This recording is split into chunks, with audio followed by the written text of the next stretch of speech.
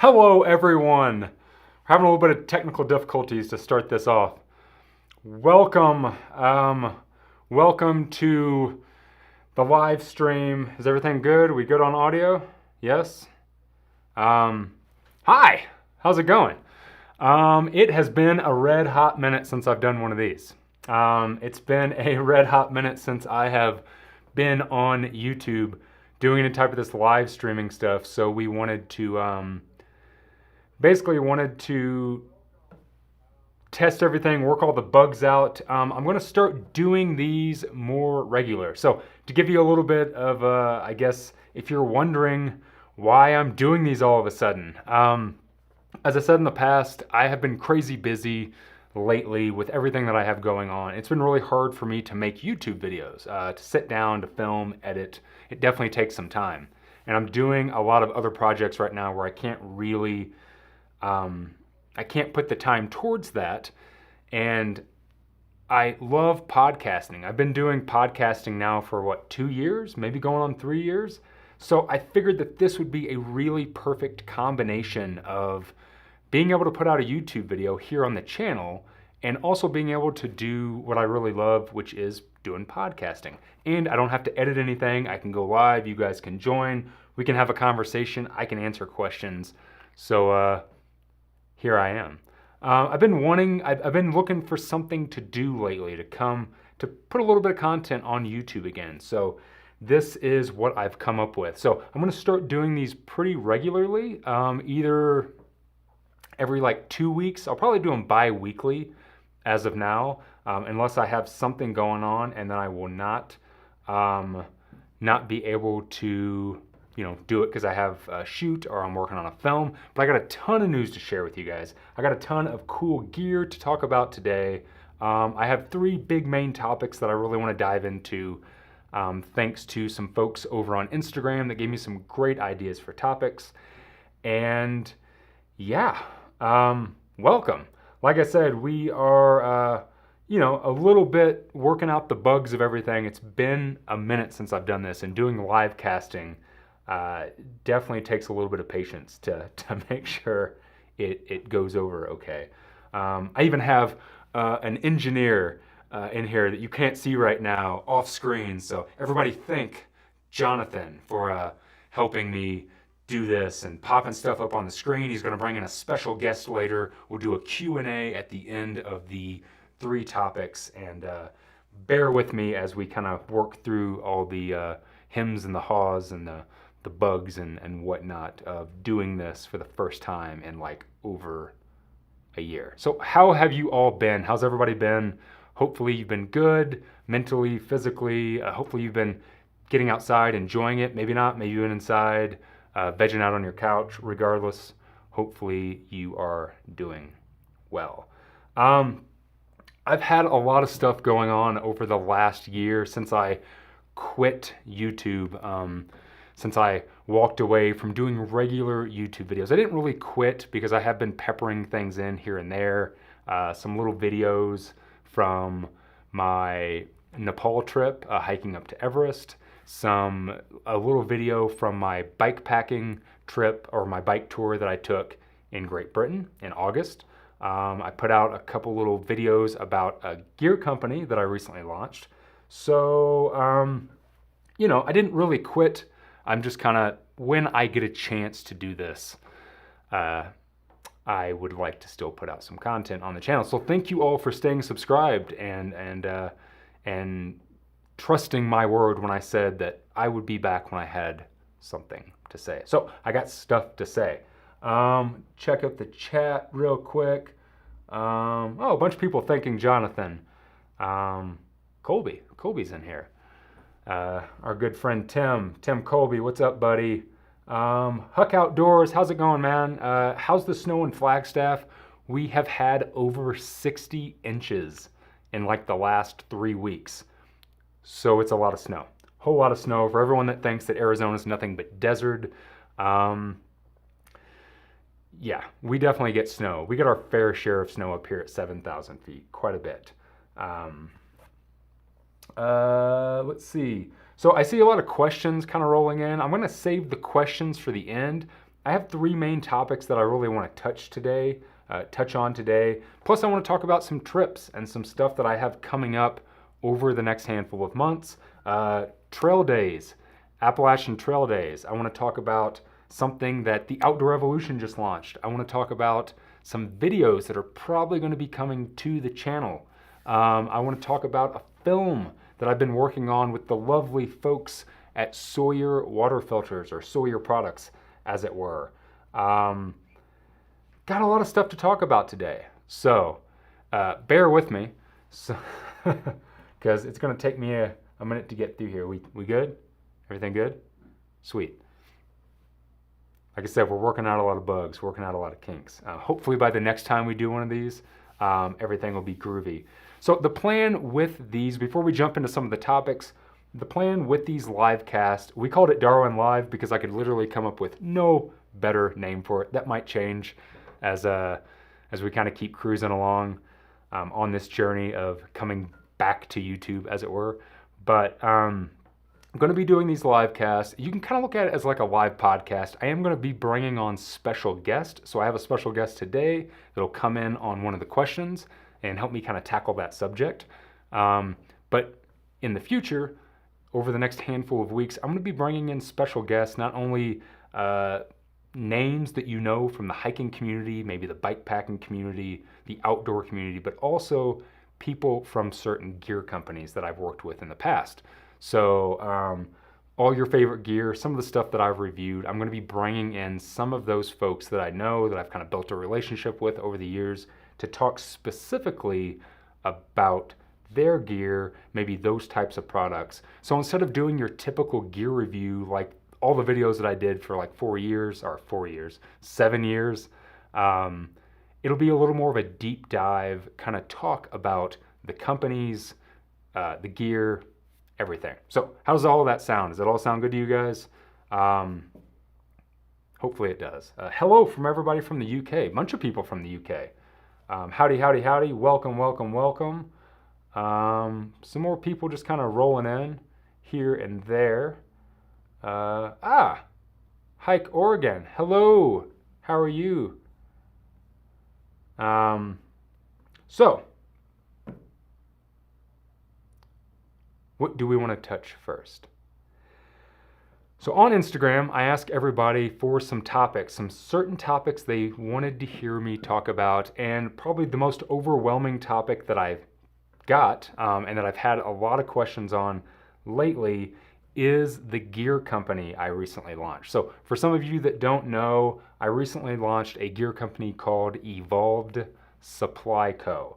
I did a podcast over on the Outdoor Revolution podcast about a month ago, talking about the company, talking about how it came to be, where we were making the gear, the materials we were using, some of the products that we're going to be coming out with, which I will cover today in specific. But I did want to kind of touch on the gear company and kind of where we're going for everyone that is interested. So the first topic that we have for today's show is, grab that and bring that up on the screen. A little bit of a delay.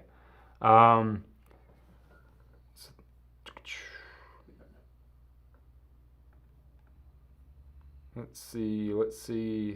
Oh, I got all kinds of questions. I'm waiting on my end. I got a little bit of a delay, guys, so sorry. So, questions like gear. People just want to hear me talk about gear. Well, obviously. Next up is, what have you been up to recently, and what's the future of Evolved gear look like? Someone asking about bike packing and cross-country cycling gear for Evolved, and just flat out gear, dang it. So I started a company called Evolved Supply Co. We recently released our first product, a backpack called the Ranger. This is a pack that I had been working on for quite some time, that I had put out. It's basically a 35 to 40 liter pack. We say 35 to 40 liter because it has an extra long expandable roll top collar. If you guys didn't get a chance to see that video, it was the last video that I put out here on my channel, where I did basically a walkthrough, talked about the fabrics, talked about all of that. So The Evolved Ranger is now available over on our website to order. But some other things that we are working on are a bike packing bag currently called the Ape Man. If you go over on the website, you can kind of see a bit of a teaser to that. I actually have it here. I have a first prototype here.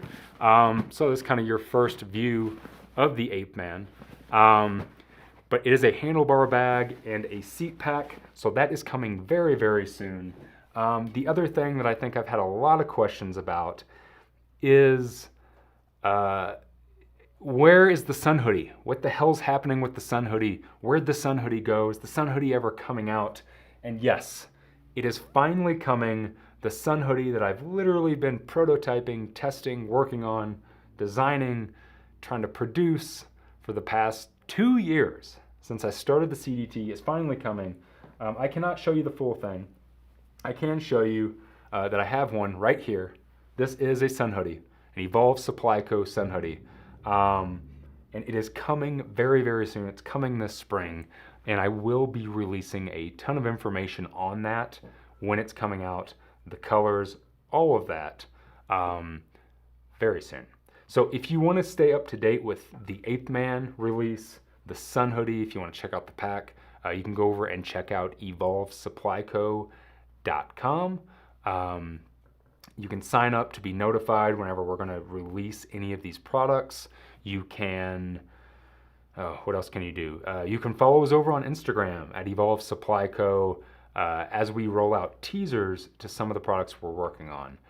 We will also be at Appalachian Trail Days this year. So at AT Trail Days in Damascus at the end of May, I'll be there along with Outdoor Evolution and Evolve Supply Co. We'll have a booth. We'll be set up with some of our products. We'll be doing some live podcasting, probably a live stream here on the channel right from Trail Days. And I will possibly be premiering a documentary film that I've been working on since last June. So a lot going on for Trail Days. Again, to keep updated on that, I'm sure that I'll update on here since I'm going to be doing these bi-weekly. But if you want to stay really up to date, go follow me over on Instagram and all that jazz, all that whatnot. Let's see. Do I have any questions about any of the Evolved Supply Co. stuff? I'll take some random questions now before I kind of jump on to the next topic. Any questions about Evolve Supply Co., about the Ranger, about the Ape Man, about the Sun Hoodie, about any of the stuff that we're working on, now would be a really, really good time. Kim and Jeff, frickin' frack, what's up guys, said, will you try to hit PCT days? Yes, we will also be at PCT days this year. The plan is to be at both AT Trail Days and PCT days. I got a lot of trips and a lot of things that I'm kind of shuffling around those two events, but yes, the plan is to be at both of them for sure, 100% at AT Trail Days this year in May, and then we are working on PCT days right now. Yeah, I would love to meet everybody at Trail Days. Last year I was at AT Trail Days, but I was super busy. I was working on a little documentary film called The Community, a little short film. So I didn't get as much time as I wanted to kind of hang out with people and, you know, hang out and talk and kind of be there with the culture. So the plan this year, since I'll have the booth, since I'll be hanging out, that I'll have a little more time to kind of connect and hang out with people. So I'm pretty excited about that. Oh, a super chat came through. I think a couple super chats had come through before there, but super chat from Blind Observer says, Darwin, just wanted to say thank you for all the great content and inspiring me to jump into Thru-Hiking. Thank you. You're welcome, and thank you. Thank you for the super chat, and thanks for the kind words. Glad that my videos over the years could do more than just entertain. Sometimes I kind of felt like a song and dance monkey of my own design. So I'm glad that people took something from some of those videos, and hopefully it inspired some people to get out on the trail. Oh, somebody said the website again. The website is evolvedupplyco.com. evolvedupplyco.com. Or you can go find it on Instagram at Evolved Supply Co. Let's see, what's the sun hoodie material? So the sun hoodie material that we are working on is a blend of merino wool and a synthetic fabric. It is very close to being 100% merino wool. So a merino wool sun hoodie, and no, for everyone that is wondering and is going to ask, is it going to be black? It is not going to be black. This is just simply a prototype. Black material is one of the cheapest materials to do prototyping with, white and black. And I didn't want white, so black it is. So no, it will not be black. It will not be black to everyone that doesn't like black sun hoodies. Let's see. Someone said, I'm still looking for your spork. Fair enough. Good luck. If you ever find it, let me know. Mail it to me. I'd love to have it back. Someone said Dyneema. It's from the future. Is it? We decided not to use Dyneema in our products because we found some better materials, I think. The Ranger looks great. Thank you. Let's see. Any plans for a tent? Right now, no. I've kind of kicked around a couple ideas. I have a couple ideas kind of swimming around in my brain of some tent designs that I would love to work on in the future. So there might be an opportunity to do a tent, but as of right now, no plans for a tent. Mainly, you know, why it's called Evolve Supply Co. and we didn't call it Gear Co. Why we didn't call it Backpacking Company is we really wanted to create multiple products that kind of span across what it is to be an all-encompassing outdoor adventurer. So not just for the backpacker, not just for the bike tour, not just for, you know, fill in the blank. We really wanted it to be for the all-around adventurer. That's what I am. That's what I've always been. I love to world travel. I spent a lot of time in other countries this year, so a lot of different travel. I love to backpack, obviously. I love to thru-hike.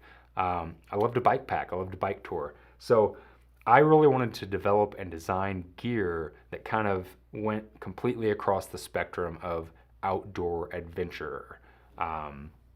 So yeah, that is the plan. Let's see. Oh yeah, and yeah, all the links are in the description box for Evolve Supply Co. For everything else. Let's see. Cannot wait for the sun hoodie. Me either. I've been trying to get this sun hoodie out for 2 years. Let me tell you, ladies and gentlemen, starting your own company and coming out with your own product and trying to manufacture it in a way that you want to manufacture it and have your hands in it and not just buy something from somebody else and slap your logo on it. It's very hard. It's taken me 2 years to do this. I started this process before the CDT, doing the sun hoodie. I had just started designing the backpack and kind of coming up with the idea for Evolve Supply Co., which is why I planted that seed back whenever I quit YouTube and said that I have a lot of things that I'm working on, a lot of things to share, so I want to put that stuff on here. That's why I planted that seed, but it has taken me quite some time to get to that point. So I am probably more excited than anybody to see the sun hoodie be out and to get into people's hands and for others to enjoy. So hooray for the sun hoodie, but coming super soon. I mean, super soon. So again, make sure you're going to follow all that stuff to be updated on when it comes out.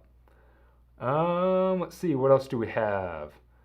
Someone said, when will the first batch of Rangers start shipping? The first batch of Rangers, I believe, start shipping in a little over a week. Right at the beginning of February is when they should start shipping. Right now, we're trying to get all of them finished up. The first batch, the first run of how many we put on pre-sale, we'll be shipping those out. But right now, you can already order for the second batch. Let's see. Any other questions about Evolve Supply Co.? Why Evolve Supply Co. not use DCF? It's like I've explained in the past. I think DCF is a great fabric for shelters. As far as tents go, if we were to ever make a tent, as of right now, I would probably make it out of DCF. But all the other products that we're working on right now are bags, are packs, or bike packing bags. I don't think DCF makes a good fabric for a pack. I never really have. I used it for years. And then when the fabrics like X-Pack came along and some of those other fabrics, and I found out you can be pretty much just as light. Now you can tape seams on a lot of these fabrics, just like DCF. Some of these fabrics lend themselves to pack materials and bag materials way better than DCF ever did. Again, as far as a shelter, as far as material for a shelter, I think it's king because no one has figured out how to dethrone it yet. But as far as packs go, I think there are a lot of materials out there that have dethroned DCF being a good pack material. I mean, for example, the material that we used on the Ranger is an EPLX 200 material. So it is very similar to what X-Pack is, except for it's made out of 100% recycled plastic bottles. And as you can see, it is laminated. So because it's laminated, you can tape the seams. So it's probably really loud. So as you can see, we have taped the seams of our pack to make it more waterproof, more water resistant. There's no such thing as waterproof. More highly water resistant. So to me, really the big advantage for a long time about DCF was you could tape the seams and it was virtually waterproof or super, super highly water resistant. Well, now that they've developed fabrics that can also be laminated, that can also have the seams taped, DCF is just kind of, for a pack, it's not my favorite. I'll leave it at that. So that's why not using DCF right now. Someone says, nice to see a little how the sausage is made.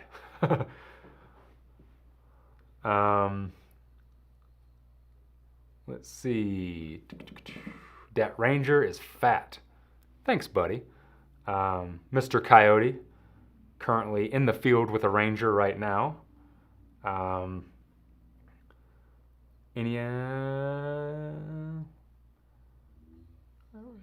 Yeah, so there's a really great question. Nick's fan said, are you doing any collaborations with other companies? So if you go listen to the Outdoor Evolution podcast, we did an entire episode. It was the last episode we did called We Started a Gear Company. And in that episode, we talk a lot about the products that we're currently doing and the products that we're going to be doing. The whole plan behind Evolved was not only to make our in-house products, like the Ranger, like the Ape Man, and like some other bags that we're working on, but to also do co-branded products. So working with some other companies in the industry to develop a product together. If you are a big fan of EDC type stuff, if you're a big beer fan and you follow a bunch of breweries, you'll know that in those industries, a lot of companies will do a collaboration, right? Like two breweries will make a beer together. They'll both kind of throw a little something into it and they'll put out the beer. It'll have both of their names on it. So that's what we are doing with Evolve Supply Co. So right now we're currently working on 2 co-brand products that will be out within this first quarter, which I'm super excited about. Because at the end of the day, we know how to make certain products, but there's other things that I want to develop that I don't 100% know much about. A good example would be doing a shelter. I would love to design and do a shelter. However, our operation, we don't really have the capacity to be able to build a shelter. So doing a co-brand with a shelter company would be a really great thing because then we could develop a product with somebody that knows a little bit more about that side of gear making. So yes, not really collaborations, more co-brands. In the past, I've done some collaborations that have led down weird roads. So sometimes collaborations are not what I'm looking for. Sometimes collaborations get kind of weird, but doing a co-brand It's you and a company sitting down and making something together and putting both of your names on it, which is kind of what we're interested in doing. Let's see. What else do we have? Anything else? Anything else? A lot of companies about evolved. Do I think the Sun Hoodie will be available for an early March AZT through hike? Not sure. Not sure. I'll really know kind of our launch date and when we're looking to put that out over the next couple weeks. So hopefully by the next time we do one of these live podcast Q&As, live streams, Darwin Live as we called it, I'll have a little more information about that. So stay tuned.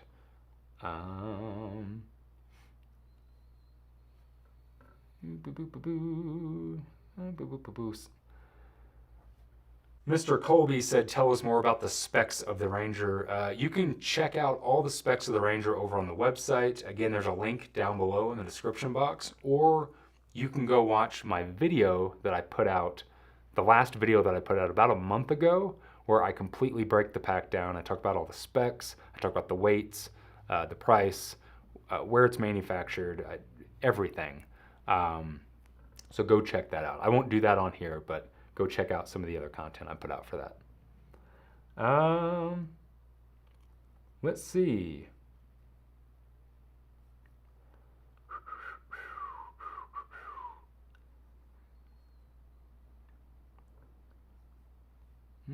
All right. I think that is enough about Evolve Supply Co. Like I said, go over to evolvesupplyco.com if you want to check out the products that we currently have in stock to be able to order. Links are down below, or you can go follow us over on Instagram at Evolve Supply Co. to stay up to date with some of the products that we're releasing. I will tell you this. In the last video that I put out on my channel, the Ranger review, there's another product in that video that I am wearing. So a little Easter egg in that video. If anybody caught it, I am wearing another one of the products I'm wearing two of the products in that video, in certain parts of that video. So a little Easter egg for you. If you go find that, you'll know what we're coming out with next after the Sun Hoodie. Wink. So there you go. All right. So I said name for the live, Darwin's theory. I don't know if it's really a theory. This is just more of me rambling, more of me just bullshitting live to an audience on YouTube. I was going to call it Nick's Nonsense, but then I figured nobody will know who Nick is. I'm Nick, by the way, but I figured nobody would know who that is since I spent like 7 years calling myself Darwin all the time and never telling anyone my real name. So it wouldn't really work. It wouldn't really make sense. All right. So let's get into the next question. So the next topic that I wanted to cover is, what is the next topic I wanted to cover? The next topic I wanted to cover is backpacking abroad. I told you we got a lot of things to iron out in this. All right, a lot of things to iron out. You guys probably saw it before I saw it. I have a lag, so I'm seeing exactly what you guys are seeing on my screen. So backpacking abroad. I have spent the last year doing a ton of hiking, filming, adventuring, horseback riding, whitewater rafting in other countries. You know, after 7 years of basically doing nothing but through hiking long distance trails, I needed to kind of retire from that. I needed to, after hiking, for me, after I've done something for so long, I get a little burnout on it and I'm ready to move on to something different. So after 13,000 miles, a little over 13,000 miles, I've walked enough of a lot of US long distance trails. So I really wanted to start venturing outside of the country because being 37 years old and only being out of the country one time in my entire life, and that was 2019 to Scotland, I feel like I'd seen so much of the US, but hadn't really seen a lot of the world. So when I'm able to now, instead of taking that time, instead of taking that 3 to 4 to 5 to 6 months off to go hike a long distance trail here in the US, I really wanted to take some time here and there, a couple weeks, maybe a month, and go travel to another country and see the rest of the world, have an adventure in another part of the world. So because I have been traveling to a lot of places, to give you an example, this last year in 2022, I went to 5 different countries. So I went to Fiji to shoot a film with Sawyer and Jennifer Farr Davis that will hopefully be released very soon. More information coming on that. I also went to Great Britain and cycled the entire length of Great Britain from Land's End all the way up to John O'Groats, about 800 miles on my bike. And then after that, I flew to Nepal, flew into Kathmandu, which is one of the greatest experiences of my entire life, especially my traveling experiences, my adventure experiences. Absolutely fell in love with Nepal and that part of the world. And I hiked to Everest Base Camp, the classic Everest Base Camp hike. And then I went to Ecuador, spent some time in Ecuador. And then where else did I go? I think that's it. No, well, other countries, if all of the UK, you have England and Scotland. So Fiji, England, Scotland, Nepal, and Ecuador. I spent some time in Ecuador in November, going down to host a trip where some folks signed up to come along with me. We did some hiking through the high Andes. We did some horseback riding around Cotopaxi, an active volcano, and then we also went to do some whitewater rafting in the Amazon. So really spent a lot of time out of the country last year, and then this year I will be headed to do the Tour de Mont Blanc in July, which is a trip that you can sign up for if you're interested. I am going to Spain and Portugal in April with my wife, Jess Snuggles, as most of you know her. We're going to be going to Spain and Portugal, and then I'm also headed back to Nepal in September. So I've been doing a lot of world travel. So I've been getting a lot of questions about world travel. So I figured today I would talk a little bit about backpacking and hiking and just generally setting up trips and traveling in other countries. So a lot of good general questions. We had how to set up hikes in other countries. Matthew asked trails around the world, particularly in lesser trodden parts. I thought that was an interesting word use. Backpacking overseas, what I thought of it, Tour de Mont Blanc, and what do I think about hiking in Europe, and hiking in Nepal and seeing Everest. Need details, as they said. So as far as setting up hikes and trips in other countries, this last year I really kind of did both, right? So when I went to Fiji, it was to shoot a film, it was to shoot a documentary film. So that was very set up for me. I didn't really do a lot of research going into that. I had somebody else set that trip up. I jumped on a plane, I went, I had an experience. Now when it comes to Great Britain and Nepal, what I went to do in August and September, we did a little bit of planning on the back end, but really going was just kind of like starting a through hike. We bought plane tickets, we jumped on a plane, we flew in to our starting point, we got out, and we went with it. A good example is Nepal. So we flew into Kathmandu, and we didn't really have an itinerary set. We had kind of loosely planned it. We were going to fly into Kathmandu, we were going to be there for a day, and then we were going to get on a plane and fly up to Lukla, most dangerous airport in the world. And we ended up sitting in the airport for 3 days, 2 days, because we couldn't fly out because of the weather. So kind of like, even like through hiking, I try not to plan too much in advance, But as far as like how to set up hikes or anything in other countries, I think it just comes down to research, right? So I knew before going to Great Britain what my route was going to be. I knew what my starting point was going to be. I knew what my end point was going to be. So it's not much different from doing something like, say, an Appalachian Trail through hike or a Pacific Crest Trail through hike. You do your research. You try to watch as many YouTube videos as you can, read some blogs, watch some films, watch some documentaries. Maybe go to your local library, check out some books. Do people still do that? I think so. Are there still books left? Do books still exist, damn it? Hopefully they do. I have this argument with my wife all the time. She's a big book geek. And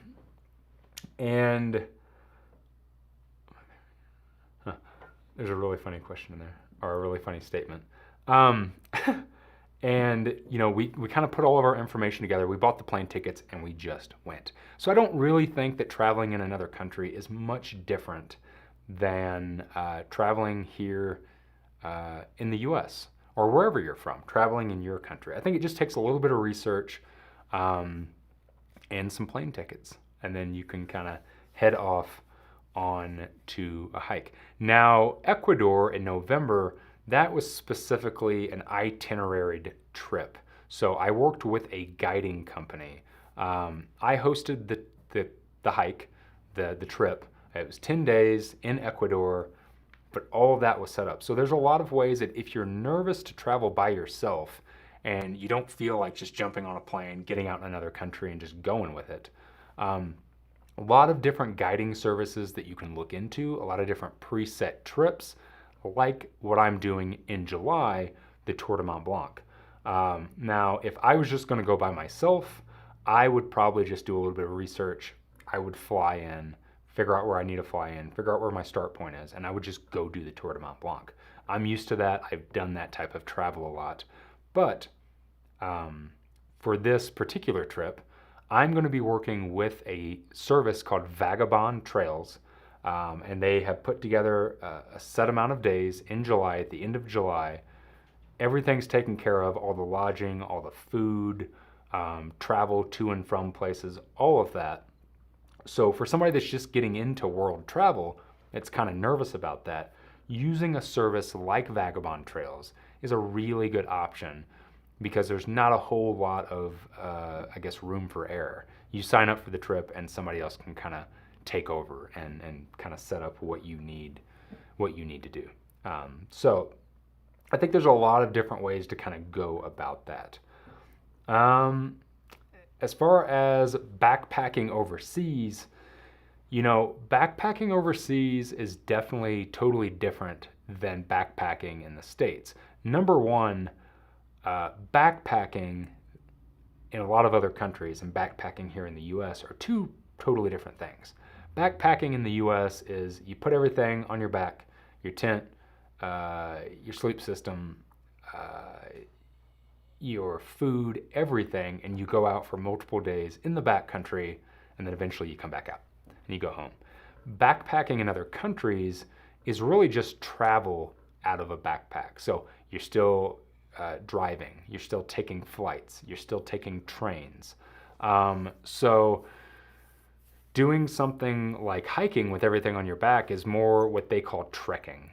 So backpacking in other countries, I absolutely love. I can tell you that it is very hard to do the type of backpacking that we do here in other countries. As far as Nepal goes, it's a great example, is going to Nepal, you know, there's not really any place to set your tent up and camp for the night. So hiking up to Everest Base Camp, every night you're staying at what's called a tea house. Very small little restaurant that has rooms in it. You might pay $10 for a room with 2 beds in it. You eat there, you have breakfast in the morning, and then you carry on. Basically what's akin to being a hostel here in the US. So it's very different in other countries. It was very similar when I went to Ecuador. So every night we were staying in places that, again, would give you a room, provide you with a meal, and then send you on your way. So it's very akin to, I guess, something that people would be very familiar with, like the Camino de Santiago. That's very, very common in other countries. Now, when I went to Scotland in 2019 and we hiked the Great Outdoor Challenge from coast to coast, that we were carrying all of our gear. We were carrying food. We were in the backcountry for multiple nights at a time. So it really just depends on where you go. But from my experience, just over the last year, I can tell you that doing your typical backpacking, like what you do in the US and other countries, is not as common. So you're staying in lodging a lot more than in a tent, if that makes sense. So I would venture to say it's maybe a little easier because of that, because you're not having to worry about camping spots and stuff like that. So I think that backpacking in a country like Nepal or backpacking in Ecuador,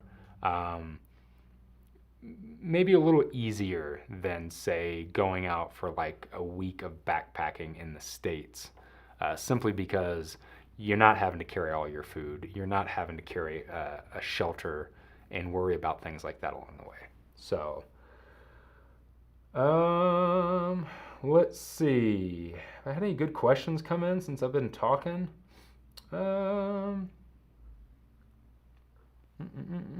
Kind of check the questions over here. Check the questions. Anything good? Anything good?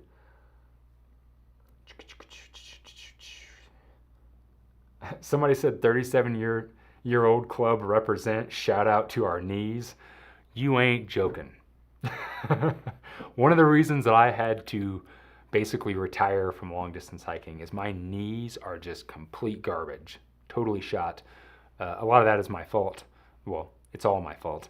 But a lot of that is not just because of long distance hiking. It's because of the career that I had before going into long distance hiking. I raced triathlon for 8 years. So a lot of running, a lot of riding, a lot of beating my body up. So, yeah, then putting 13,000 miles of long distance hiking on top of that didn't really help. Anything else we got here?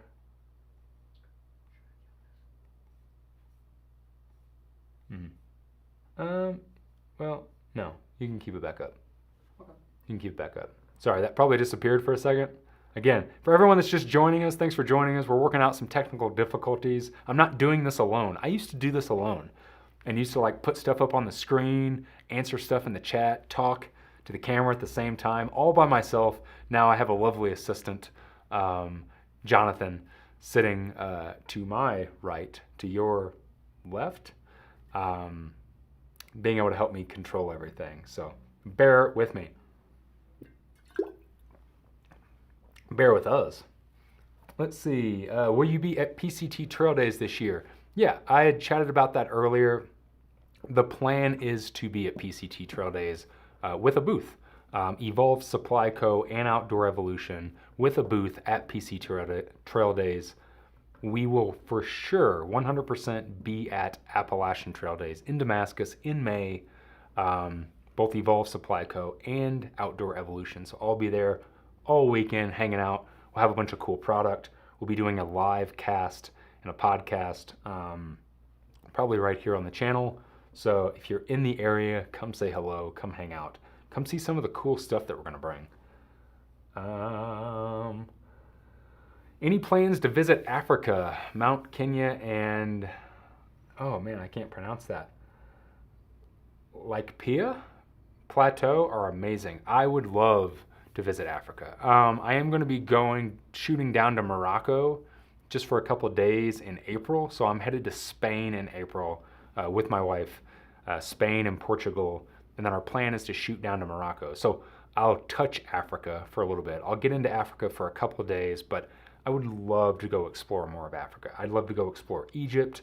I would love to go, I would love to spend a lot of time in a lot of places in Africa. Yes, it's very high on my list. I have a good friend that's from Africa, and we've kind of been chatting here and there about possibly setting up a trip over there. So we'll see what happens. Some of you might know who that friend is if you really pay attention to who's from Africa. You'd never know that he's from Africa, but that is the plan. Yeah, I would love to go over there.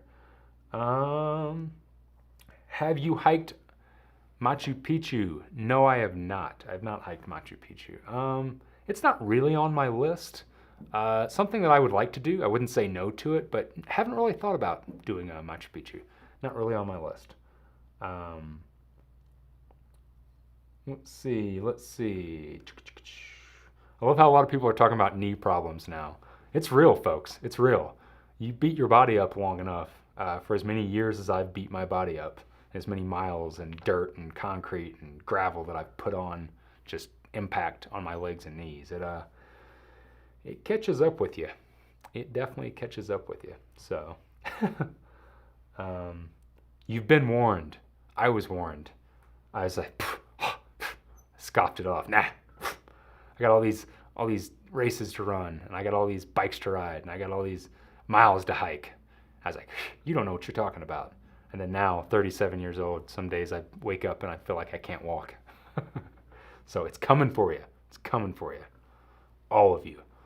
Unless you just have incredibly good genetics and it never catches up with you, then good for you.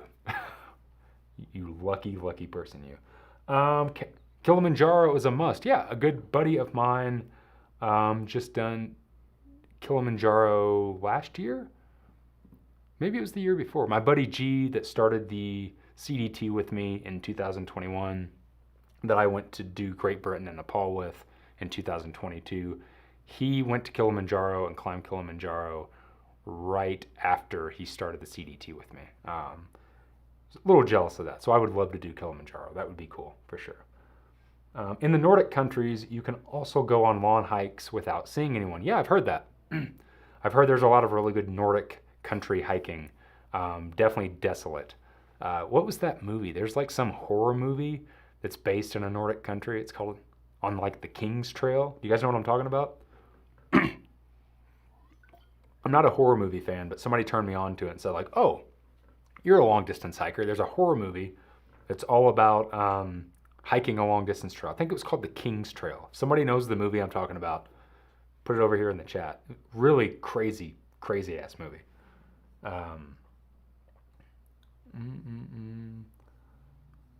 Let's see, future podcast idea.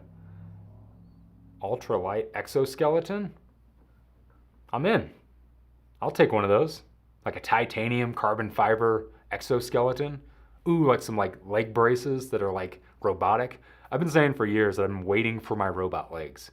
If like a scientist busts through that door right now and said like, Nick, would you love to have your legs amputated for these robot legs? They're perfect.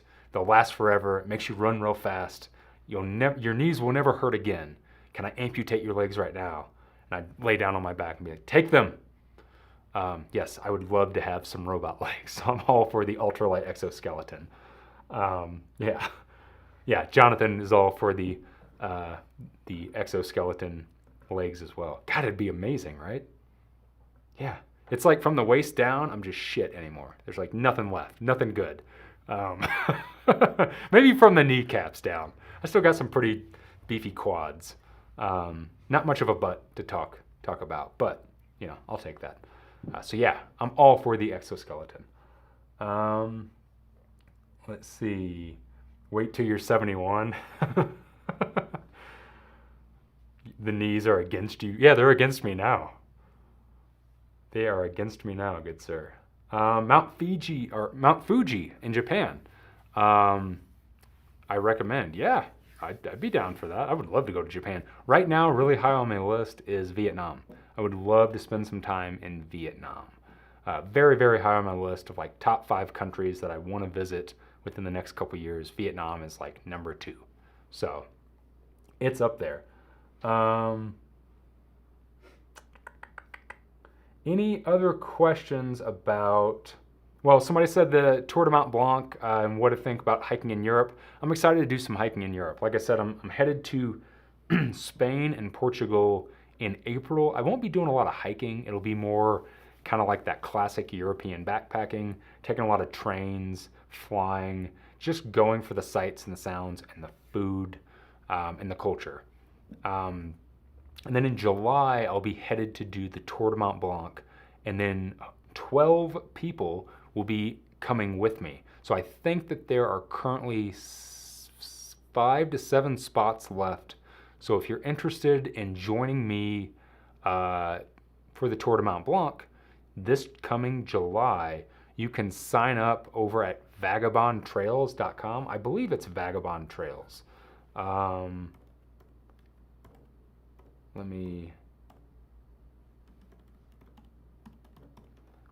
if you go over to, vagabond-trails.com, if you go over there and you go to like trail running and trekking tours, if you scroll down, you can find the trip from July 20th to July 29th. There are 6 spots left currently, 6 spots to join me to do the Tour de Mont Blanc. And it's all inclusive. It's super cool. Like I said, it's the same company that I just did the one in Ecuador in November. So go check that out if you're interested to come along. If you've always wanted to hike the Tour de Mont Blanc and you want to hang out with me for like 9 to 10 days, pick my brain about gear, hiking, whatever, filmmaking, photography, starting a YouTube channel, what to do and what not to do. I'm really good at what not to do. A podcast, any of that stuff, come hang out with me in the Alps. In the Alps, man. Come on, the Alps. The Alps. Right? Yeah, so I'm pretty excited about that. So I'm very excited to do another trip with Vagabond Trails and excited to spend a lot of time in Europe this year. You know, not only in Southern Europe, but also in Northern Europe. I'll cover a lot of Europe this year. So yes, I think very highly of hiking in Europe. And then the last thing about traveling abroad was hiking in Nepal and seeing Everest. I can tell you that over 7 years of long distance hiking, of long distance bike touring and bike packing, and just overall adventuring, living out of a van, out of national parks and national forest, my trip to Nepal was it left a hell of an impact on me. My experience in Nepal was completely different than any experience that I've ever had traveling anywhere else in the world.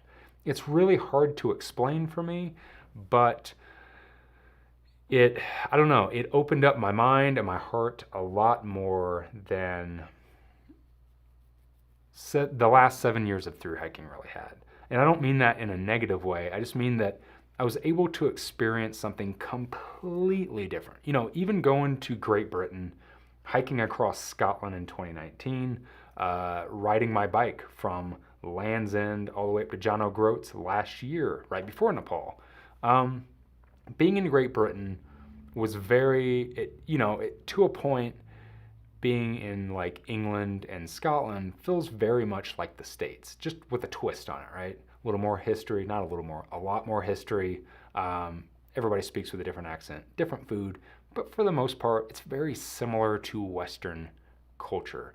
Even in Fiji, strangely enough, when I went to Fiji, definitely got to have some amazing experiences in some very small rural villages and communities. Really got to connect with some amazing tribes and some amazing people. But the time that I spent in like the city, in Suva or Nandi, again, it was kind of set up a little bit more for tourists. It felt a little more some of the conveniences of Western culture. When I went to Nepal, it was a completely different experience. Something different than I've ever experienced in my entire life. The people, the culture, the places. So it left a very profound impact on me.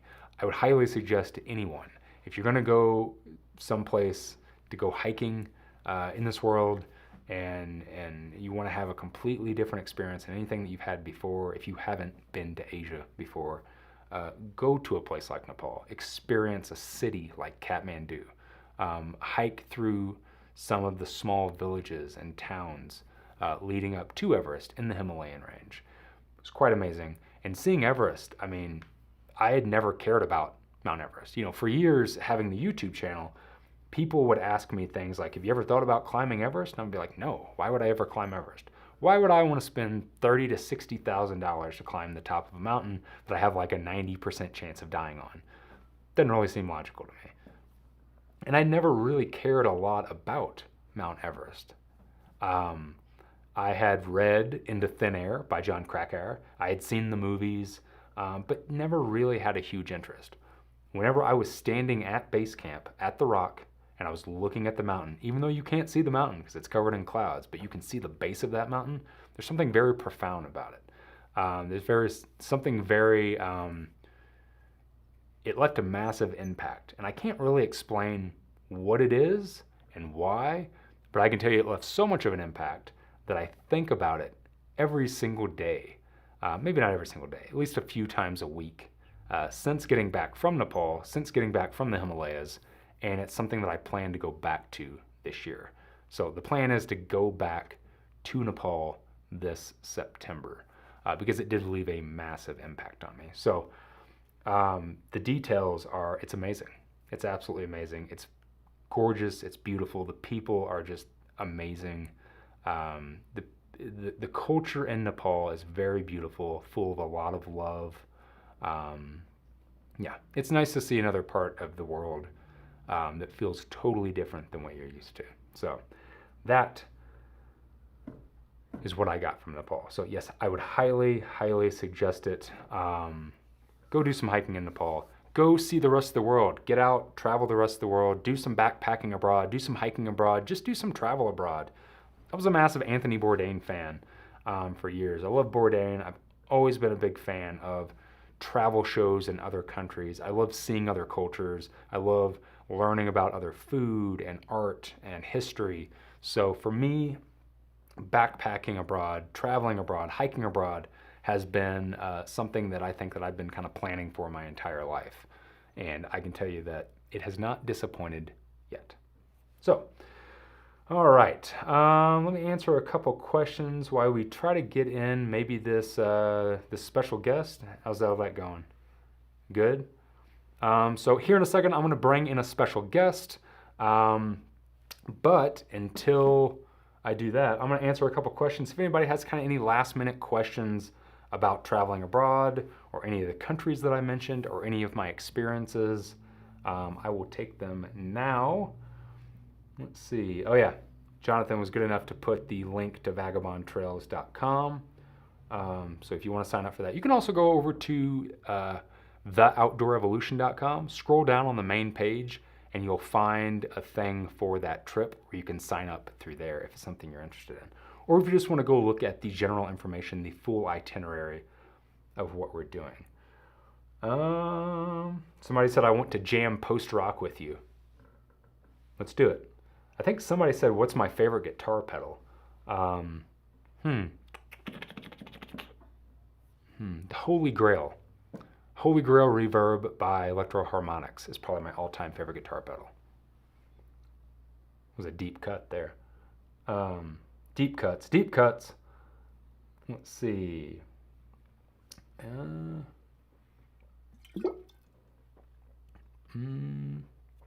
Let's see. Can you talk more about your bike packing? Yeah, I'll save a little bit of that for the Q&A section, where I can kind of maybe dive into some very specific questions like that. Bike packing, it's fun. I tried for years to get people interested in it here on the channel. If you want to check out some old bike packing videos, I mean old, going all the way back to like 2016, just go scroll through my videos. You'll find a ton of bike packing videos that I was doing early on. I was working at a bike shop. I just bought a cool bike packing bike. I was really getting into it. I was living in New Mexico, tried to get a lot of people into it. Nobody was that interested in it at the time. Just me and my friends thought it was really cool in New Mexico. And now all of a sudden it's kind of exploded a little more. So if you want to go see some really early bike packing videos that I did, go check them out on the channel. And I've also peppered in some bike packing videos over the years, especially over the last couple of years. Some full-on gear loadouts, some random trip videos. So you can go see all of that. Just go scroll through my videos. You'll find a bunch of bike packing content. Let's see.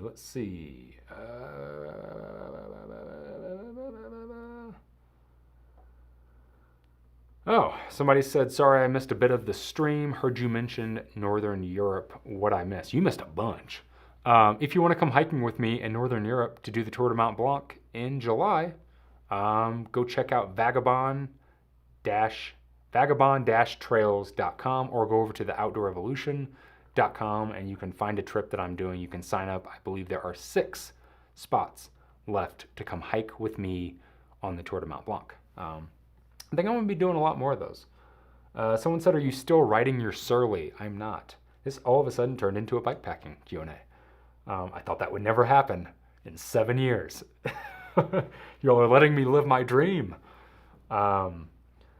Let's see. Somebody's talking about a Surly Karate Monkey. God, where was this like 4 years ago? This would have been great. No, I had a good time doing a lot of thru-hiking. Somebody said 2016 is now old, makes me feel old. You ain't kidding.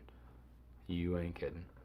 Ooh, here's a good question. Somebody said, any future plans on short films like you did with The Community? Yes, an excellent question. For anybody that didn't get a chance to see The Community, I put the trailer on this channel, but the actual film itself lives over on the Outdoor Revolution's YouTube channel. So you can YouTube the Outdoor Revolution, find our YouTube channel, subscribe to it if you want to, but the full film is over there, a film that I shot with my buddy Chris Carter, also known as Rad. You guys might know him from his PCT hiking video. His PCT hiking film, and then I hiked with him a little bit on the CDT. We worked on a film last year together, so that's over there. But yeah, going forward, I'm still working on a short film about my trip to Great Britain and Nepal. That will be here on the channel. I did shoot content for a short film on that, and that will live here on the channel. I'm hoping to get that done within like the next 2 months, but I am also currently working on a full-length documentary film about the work that I did with Sawyer and Jennifer Farr Davis in Fiji last year. So that's really taken up a lot of my time right now, not to mention a lot of work that I've been doing for clients for my company, OE Media. So I've had a lot on my plate. When I quit, it wasn't that I just went off and sat on my couch. I've been probably working more than I've worked in the last 7 years on creating content. You've probably seen a lot of my content and didn't realize that you were watching some of my videos from a bunch of your favorite gear companies. So I have been busy, but yes, the plan is to put out some more short films here on the channel, like the Nepal and Great Britain trip. And here is probably my favorite question. I did cover this in a podcast. So if you want to find out more about this, go listen to a podcast episode we did over on Outdoor Revolution. But Joseph says, any updates on the public lands film since the last podcast? You mentioned it on. Yeah. So Public, which was a series that I was working on, an 8-episode series, documentary series that I spent most of 2020 working on into 2021, sadly died. To put it so blunt, I invested a lot into it. We put it through production. We got about 4 episodes filmed out of the 8. And then after that, we needed help with production, with travel, with camera equipment, with editing, with all of that. So we reached out for some funding, some from some organizations, public land organizations, some from some private companies, gear companies, so on and so forth. And unfortunately, we were not able to get enough interest in it to get it kind of over the finish line of where it needed to be. So as of now, that project has died. It kind of hurts my soul a little bit because I did invest a lot into that, a lot of time, a lot of love for it. But yeah, that's what happened to it. Maybe one of these days it'll see the light of day. Maybe some of it will make its way into some content. But with that being said, that reminds me, you can find a link down in the description box. But recently, Outdoor Revolution and my buddy Benny at his organization, Responsible Stewardship, relaunched #GiveAShit, where we asked a bunch of companies in the outdoor industry to come together to donate some of their profits, some of their time, and some of their gear, and we launched what we're calling the 2023 hashtag Give a Shit Adventure Sponsorship. So, really simple, we're going to be sponsoring 5 individuals on their main adventures this year. So whether you're a thru-hiker, a bike packer, a kayaker, a climber, a van lifer, if you are an adventurer and you're doing some grand adventure this year, we're talking to you. Go apply to be sponsored. We're going to pick 5 people and they'll be outfitted in gear from some awesome companies. I'm talking Vargo, Evolve Supply Co., Z-Packs, UGQ, Sawyer, Hoka, Apex Giant, Hilltop Packs, Rology.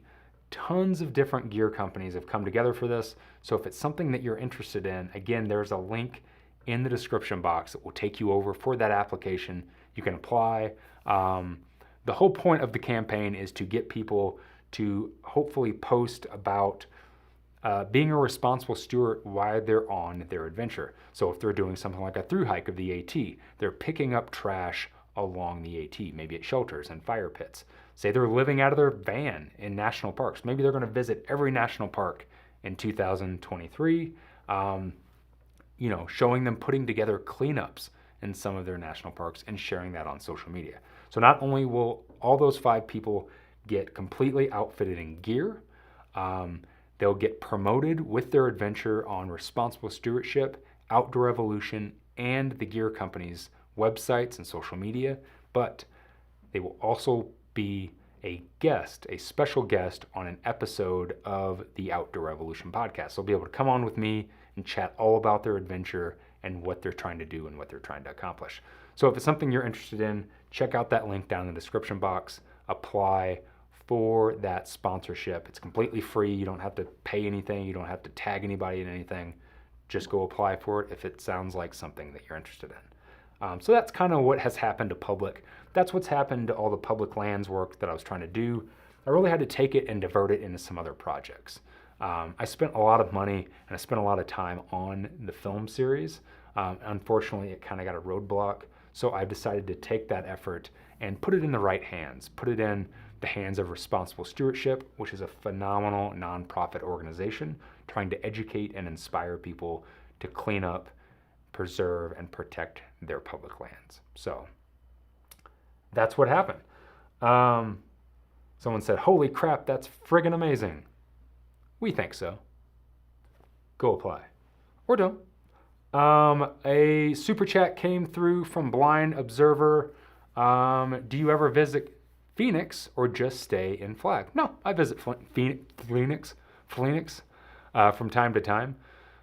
Lately, I've been going down there a lot, actually. I was just down there this past weekend. And I recently did a backpacking trip with my buddy Juice, who might or might not be on next week's episode. We went and did a section, me, him, and a friend did a section of the Arizona Trail just outside of Phoenix in the Superior area and then up through the Superstition Mountains. So yeah, I do go down there from time to time. I have some good friends that own a brewery down there called Arizona Wilderness. So I like to go down there and visit them and get their awesome hot fried chicken sandwich. Thank you for the super chat. I appreciate you. All right. We ready to touch on the last topic? Whoa, there's some sound. You guys hear that? I'm gonna put on my headphones here. Am I connected? Oh, I think I can hear him on my end. Hey, buddy. Friends watching at home, I'm about to bring in a special guest. If you have been watching, he was in a video on our YouTube channel. If you've been listening to our podcast, the Outdoor Evolution podcast, this man, lovely gentleman as he was,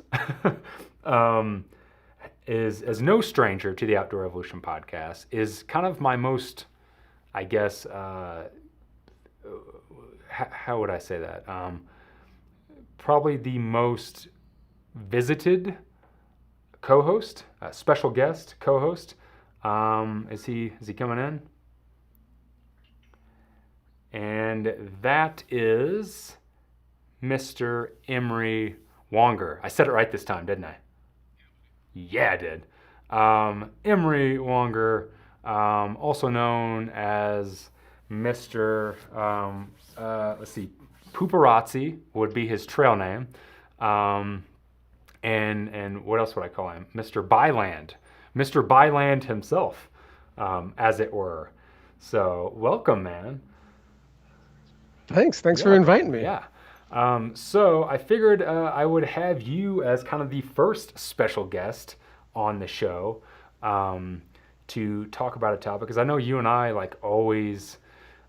we always kind of hardcore pull topics apart on the podcast. I feel like we've had some controversial ones on the OE podcast, but this Hmm. one not so much controversial, but a good topic that I kind of wanted to get you to weigh in on because I know that you and I have had this conversation a lot, um, and that is a question that my buddy Coyote asked, um, over on Instagram, and that was something that I've put a lot of thought to lately. We have that coming up. Is it again? So, Emery, you can. I'm sure you can see it on your end too. There's this like massive lag, this massive delay. Yeah, so it's Yeah. really weird because I'm looking at you on the screen and I'm looking at me, but we're like in the past.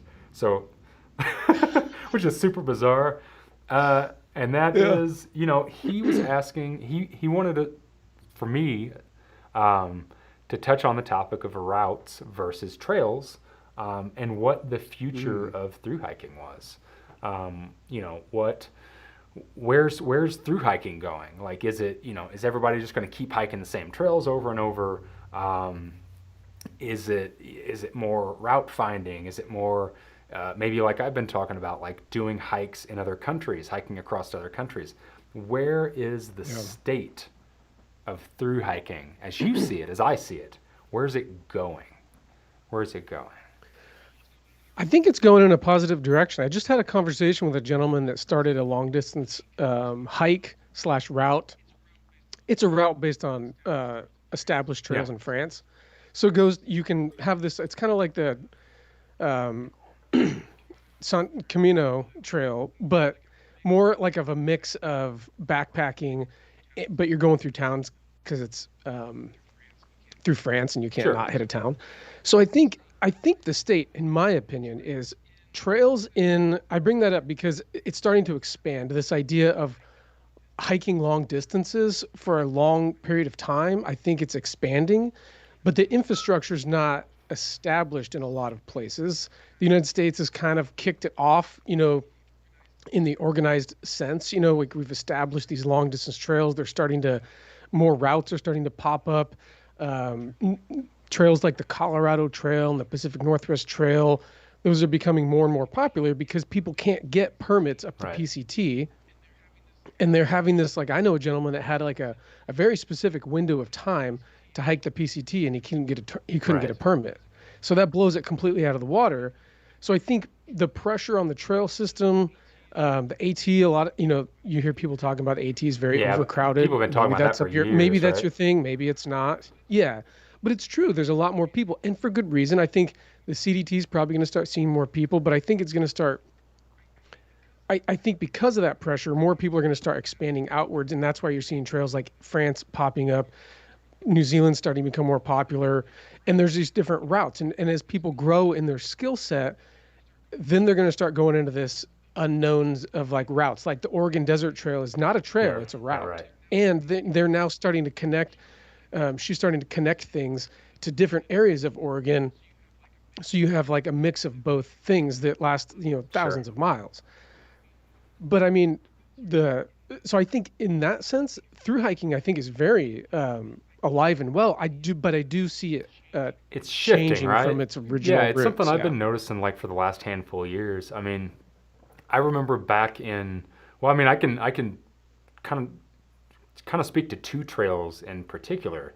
Like, in 2016, end of 2016 into 2017, I was very much, going out and invested a lot in the CDT in New Mexico, right? Like, I lived in Albuquerque. I was sometimes within like Yeah. an hour, hour and a half drive, of the CDT. So I was spending a lot of my time doing section hikes of the CDT down through the Gila, through Silver City, up into kind of the Cuba area, North San Pedro Peaks. I had a friend that was currently through hiking the trail that year. And even like knowing somebody that was through hiking the trail in, well, I guess it would have been early 2017. There was nobody on that trail. Like nobody through hiked the Yeah. trail at all. I think that they said like maybe a total of, God, maybe 100, 150 people would like through hike that trail a year. And there weren't even a lot of people backpacking it because the trail was very desolate. There wasn't a lot of folks out there. And then last year, God, no, 2 years ago, Jesus, time flies, yo.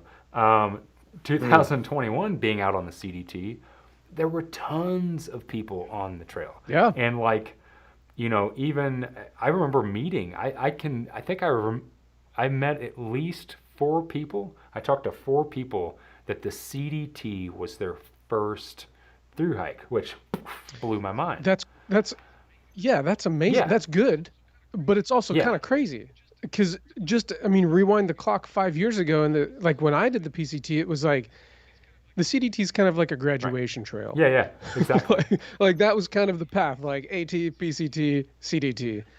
But now the infrastructure's there, which is wonderful because of that pressure on these other trail systems. It's starting to become more established. I think it's Oh, that's good. great. I'm excited to see where it goes. But I also think there's also like a downside to it in that a lot of times you kind of put your head down and just hike, which is good. It's a positive thing. That's what I did But on the CDT. yeah, you often can lose out on that planning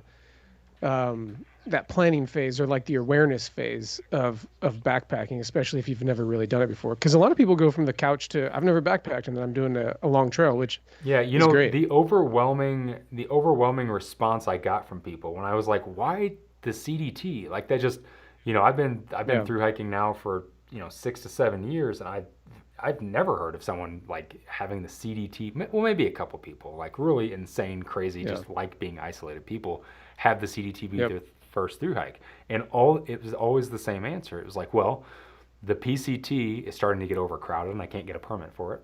And the Yeah. AT, there's just Yeah. too many people, and it's a quote unquote party trail. So I decided to come Right. out here and start with this, and it's just like it blew my mind. So ever since then, I know you and I have kind of been having this conversation internally, and we've talked about it on the podcast too, of like, oh, like the through hiking culture is starting to shift and it's starting to turn into something else where, I mean, even, Jonathan that's sitting right here in front of me, to my right, he's been kind of chipping away at the Hayduke Trail for the last couple of years. He's Yeah. going to be heading back out there in the spring to do a lot more of that. So I know a lot of people that are starting to jump on more of these routes and less of the traditional Yeah. through hiking trail. And then even at that, like all the traditional through hiking trails, like you said, there's a lot of them, the smaller ones and ones that aren't as hiked are starting to become so much more populated. Like, Yeah. what is it? The Pacific Northwest Trail, the PNT, which is apparently like one of the toughest ass trails out there. And people are starting to like, just kind of pour onto that trail to get that experience. So it's Yeah. super interesting. I also think section hiking is, you know, I think it's coming back into popularity because of how you don't have to have this massive 5-6 month Right. commitment. And I want to point this out because I think this is really important. When I was at Hart's Pass on the PCT and I met so you're like 30 Yeah. miles from the border, right? And I met a couple who had been hiking the PCT for 10 years, section hiking Right. for 10 years. And they were 30 miles from completing their trail. And to me, I have never forgotten about that Yeah. interaction because in that one moment, I was like, you hike that many miles and you're kind of not full of yourself, but you're Right. kind of proud. You committed to this thing. It took a long time, but then I was like, I feel like a small person. Here's this couple that you want to talk about dedication. They raised a family. I talked to them about it. They raised a family and they hiked as many miles as they could whenever they could on Right. the PCT. And I was thinking, You know, that's a journey in its own. Now, you can split hairs and you can go down those different routes, but if I was out there and I'm like, no, I can't take Yeah, 6 months off work or whatever. Can you take a week off? Can you go hike from Mexico to Laguna?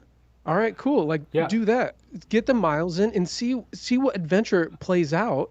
Don't put off your PCT hike just because you can't do the whole thing Yeah. in one Well, I met shot. a guy in 2016 on the AT. His trail name was 2 decades. You want to take a guess why his trail name was 2 decades? Oh, Yeah. wow. So Yeah, his that's vacation crazy. that he got every year from work, I think he had like two Hmm. weeks. He would come out and hike a section of the AT. And like it was going to take Wow. him, I guess like he had figured it up. It would take him 20 years to do the entire thing from Georgia to Wow. Maine. And Yep. he had been hiking it like he started at Springer, and wherever he got off is Hmm. exactly where he'd come back the next year. Super fascinating, and it was cool to talk to him about it. I'm in the throes of like doing a longer hike and being out there for months, Hmm. and it was interesting to hear his perspective on it, saying like he actually is really glad that he did it that way because if he knew, I guess what the whole if he knew then what he knows now, and he had the chance to take the amount of time off to do an entire through hike at one time, he still would have chose the section hiking. He said because Yeah. every year he got to have a completely different experience with the trail. He never got Hmm. burnt out from it. And he always looked forward to coming back. And he got to meet new people every year. The Yep. trail, he watched the trail kind of change, the culture change as Hmm. it went on throughout the years. So he That's really, interesting. yeah, right? So he really got to experience it in a different way. And I mean, Yeah. I can even speak to, between 2015 and 2016, which Hmm. a lot of people don't know that, or maybe have gotten that or misconfused, or is it misconfused? Just confused with maybe my videos and that have followed my content. Is I split my hike up. I hiked Right. Yeah. 1,600 miles of the AT in 2015. We had to get off the trail because of some personal things. Then I had to go back in 2016 to finish it up. So even splitting it up like that between those 2 years Hmm. um, was amazing because when we got to go back out there in 2016, we got to completely experience it in a different light. We weren't burnt out at that point because most through Hmm. hikers get to like Massachusetts and they're done. They're just ready to be off the trail. So we got to kind of see it with fresh eyes and fresh feet, and yeah, that was really nice. So yeah, that's interesting. I think a lot of through hiking is gonna. I hope that a lot of through hiking, and also I feel like to a point, a lot of through hiking is gonna have to go to that because you have Yeah. stuff like the PCT, which you and I Yep. have talked about on a podcast episode in the past about like fires really, Yeah. um, Yeah. Great idea. Great point. right? That's an excellent point. I feel like it's Fires are a almost, problem. yeah, it's almost impossible to like through hike the PCT all in one shot anymore. Like you can't do it. Like Yeah. you got to be lucky. Maybe this year might be the year, man. It's been a super wet year. Maybe this is the Yeah, but year. you might get snowed out in the Sierra. Like you might That's true. Yeah. hit the Sierra too early. So Yeah. the thing I didn't understand about through hiking was it all comes down to timing Yeah.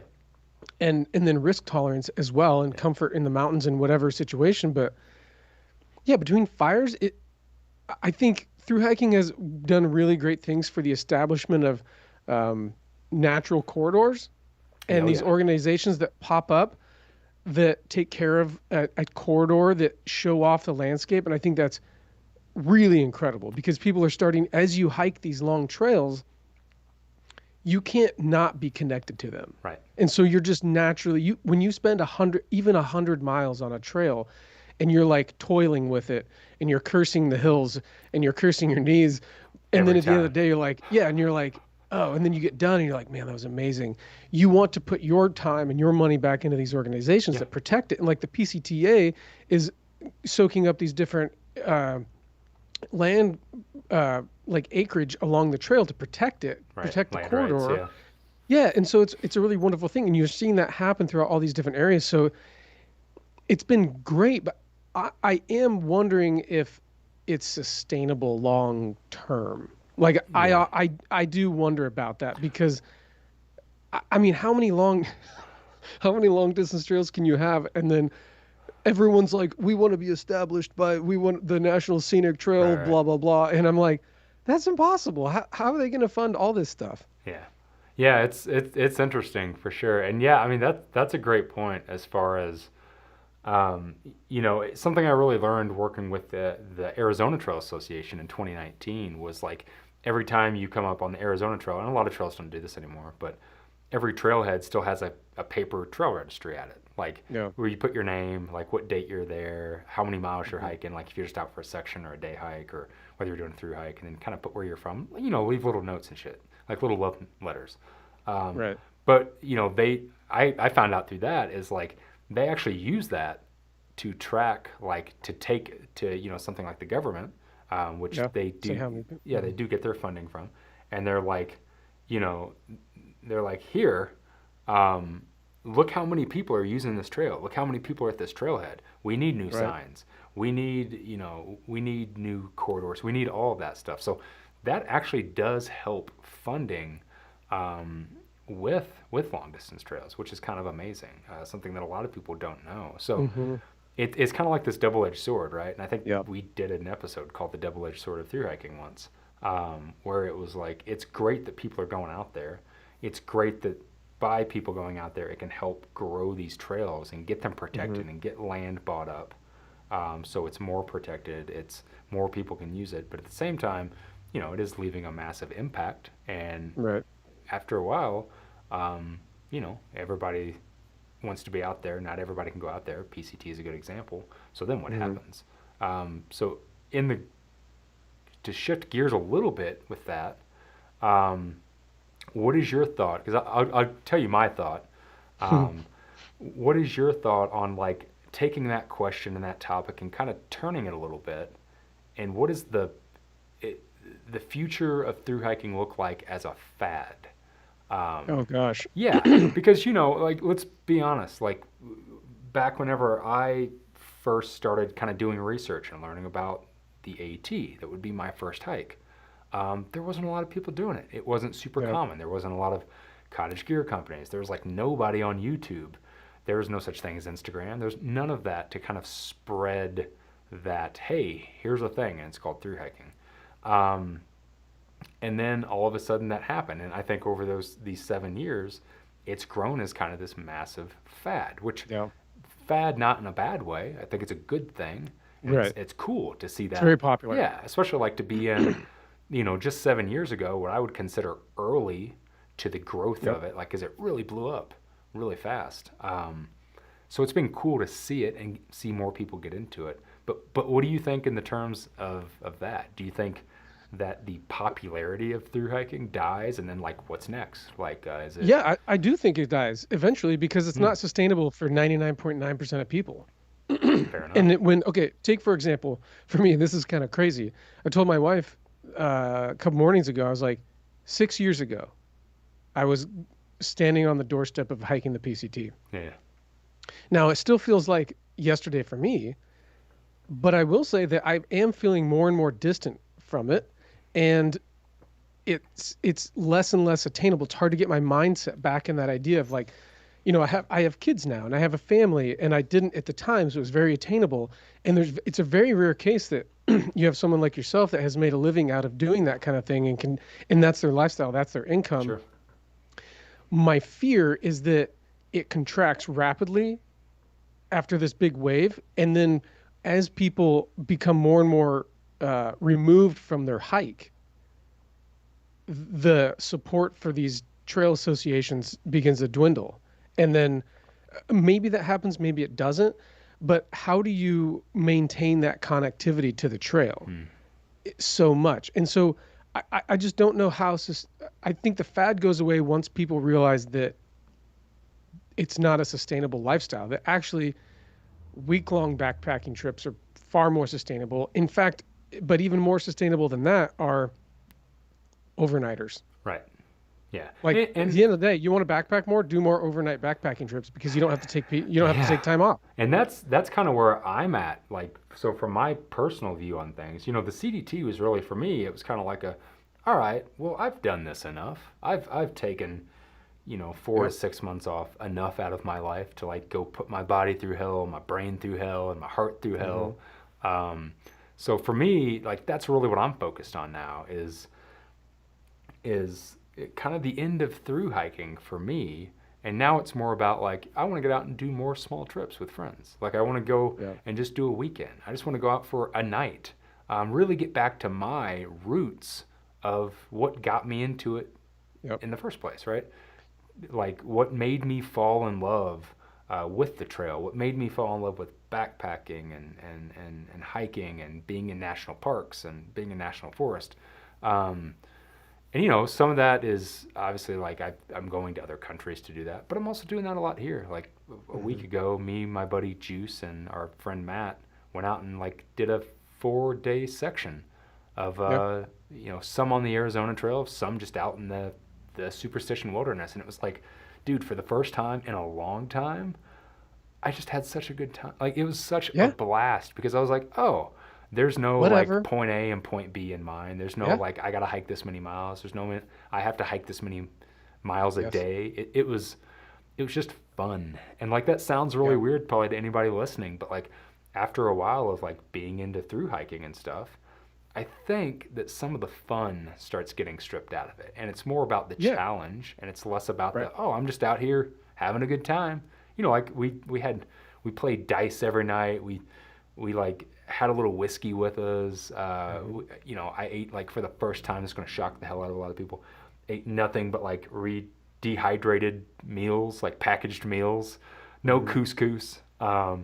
So it was just all about like having fun and like taking our time. It's more experience based versus Yeah. mission focused. Yeah. So I Yeah. wonder if that is what will start kind of happening. Like almost like Oh, if like it'll go back to like, kind of like yeah. back to the start. Well, I also want to point out that through hiking would be, I think, another risk to the era of through hiking is the mystery's gone. The Yeah. everyone's making a vlog, That's true. everyone's filming the trail, everyone's seeing the same pass. Because I mean, no one films the boring parts, right? Yeah, that's true. Well, So I everyone's tried to shoot film some boring parts. Some of like us did. I remember the first time you and I ever interacted. Yeah. You had posted you were on the PCT and you'd posted a shot coming out of one of the uh, Central Washington passes, like Snoqualmie Pass or something like that, right before Alpine Yeah. Lakes, I think, Wilderness. And there's like a you should there's a it's a cool picture, man. It's a cool picture, and I took it as well. And I was like, oh, dude, I have the same picture, and I think I sent it to you on Instagram. Oh yeah. It was Holy. literally the Oh, I same totally exact remember one. that. Yeah, and so I think Wait, as people continue, wasn't it the photo? Not to cut you off. Wasn't it the photo that you used as the thumbnail for the Byland podcast for a long time? yeah, yeah, yeah, Yep, yeah, I know yeah. It's exactly like what photo you're talking about. That's awesome. so like after a while, everyone's seen the Knife's Edge and Goat Rocks. Right. Yeah. Everyone's seen it. So by the time you get there, it's like, if you get there, it kind of takes the mystery out of it, kind of takes the adventure out of it because everyone's shooting a mini Yeah. documentary about their hike. And so that's going to push them to other trails, which could be a good thing. Maybe that's bad for the PCT, or maybe that's good for the PCT. I don't know, Right. because maybe it dwindles the numbers because everyone's like, oh, I've seen this before. Where's the adventure? Well, I could tell you where the adventure's at, but if all you're looking for is views and epic pictures, you just want to take a selfie on the trail, you're probably doing it for the wrong reason. Yeah. Yeah. And Maybe. that's really like why for me, like for personal reasons, and a lot of people are here because I haven't been on YouTube in a while, and we've been doing other things. And you and I have had this conversation so many Yeah. times. And like I said, for a quick plug, if you like hearing me and Emery banter back and forth and just talk about random stuff, go check out the Outdoor Evolution podcast. Yeah. Emery is on the podcast probably more than anybody as my co-host. And we have a pretty good time over there. And we've talked about this in the past, but that's one of the reasons why I really hung it up. And like, I was like, all right, well, I'm not really having fun anymore. I'm kind of doing this just to do it because it's what I do. And it's not because it's really anything new for me anymore, right? Like Right. after so many long distance hikes, after so many through hikes, no matter what trail you're on, it starts feeling the same. You're like, oh, well, I've Right. seen these types of trees before, and I've seen that Yep. type of mountain, I've seen that type of lake. So then you're just doing it to do it. And for me, yeah, that's for the wrong reasons, right? Like Yeah. that's why I was like, oh, well, I'm gonna kind of break off from this. I'm gonna stop doing it, And then I'm going to start focusing on other things like traveling to different countries, just going out on small backpacking trips with friends, getting back to bike packing and like being on a bike, just trying new things in general. So, yeah, I think that everybody, and I've talked to a lot of friends that were heavy into through hiking, and all for it, and didn't have a YouTube channel, didn't have an Instagram, didn't have any of that. We're just all about it, and like that was life. And now I'm watching them kind of go through the same transition of like, well, that was fun, but like now what can I get into? It's like a lot of people go straight into climbing. I feel like a lot of Well, through then hikers it's the just identity become crisis. climbers. It is the identity But a crisis. lot of people, it's an identity crisis because you at least had bike packing to fall back on. That was like your original love, right? Like you loved being on a bike, but no one else loved you being on a bike. Yeah, it's the long-term So, running joke. so you were like, yeah, this through hiking thing, I just kind of fell into it. Where a lot of people put all their eggs in this through hiking basket, and then they do a through hike, and they're like, oh, I'm a through hiker. I don't know how to do anything else. And so I would challenge them to be like, well, then it sounds like you need to learn. Yeah. It means you need to learn how to, have you, like when you can really have a good time on an overnight backpacking trip, I know it doesn't sound very epic, but you've elevated yourself. Like you've learned to have a good time. Totally. You've learned to section hike. I want to teach myself to slow down, you know? And really, there's a guy that I know that like in my Facebook group, he'll post pictures of his trips, but it's like kind of shocking because he does these like landscape shots, but then the majority of them are like flowers and like these like tight up close up shots of like the trail that no one takes pictures of. And I was like, that's what I'm talking about. That's exactly what I'm talking about. This guy's taking time to look at this tiny little thing on the side of the trail that everyone just like probably spits on. Yeah, I think it comes down to that. It's like getting back to your roots. And as Mr. Hiking Coyote just left as a comment, he's the original person that asked this fantastic topic. Said, be multidimensional. Yeah, be multidimensional. Dude, yes. Try different things. And that's going to make you a well-rounded individual, and it's going to allow you, like, if you stay on the single track and you just look at your far out app, you are gaining no skills. Right. Yeah, you're learning to through hike, but you're not learning to like be a outdoors woman or outdoorsman. Right. Like there's so many skills. That's why routes are starting. An outdoors person, Emery. Outdoors person, like be a well-rounded traveling to Nepal and all these other places. It gives you perspective, and then you can like adapt your kit accordingly. And to me, like, yeah, I'll go on that. It's like it doesn't mean that you have to stop loving that thing. I mean, here I am, like after quitting YouTube and quitting making consistent media because I was done with long distance hiking. The thing that I started the channel for, right? Like I think that's something that maybe some people don't realize is like, well, the reason I kind of quit doing consistent YouTube videos is because I quit doing long distance hiking, and that was. They were one and the same. The reason I had the channel was because it's what I was doing. So if I wasn't doing it anymore, there wasn't really anything to talk about. And I needed to step away from it, go find out, well, what are some of the other things that I love doing? What are some of the other things that, that I want to get back to the roots of? And then here I am, I mean, almost a year later, and I'm back. Why? Because I still love it. I still love backpacking. I still love hiking. I still love gear. I mean, I started a damn gear company, Emery. Like, I still love that stuff. So it doesn't mean that you have to abandon it. It doesn't mean that you're never going to come back to it. But I think it is good to kind of maybe set it aside, try something new. And then, like I said, for me and a lot of my friends that I'm talking to that were hardcore through hikers, get back to your roots of what got you into it. Why were you interested in going and living on a trail for 4 to 6 months? It's because you loved hiking. It's because you loved backpacking. It's because you loved being in the woods at night just by yourself and going out on those small trips, those 2-day trips, those one-night trip just to get out of the house. That's why you loved it. So kind of get back to that.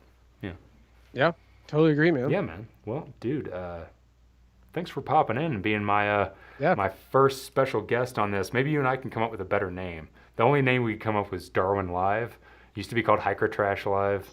And then, like, I'm Nick. I've tried to go by Nick as much as possible. When I'm here on the tube, when I'm here on the U of tube, the tube of U's, I am Darwin. So I figured like Darwin. I'm just trying to put our two trail names together for like a title. Darwin Poop poops. one?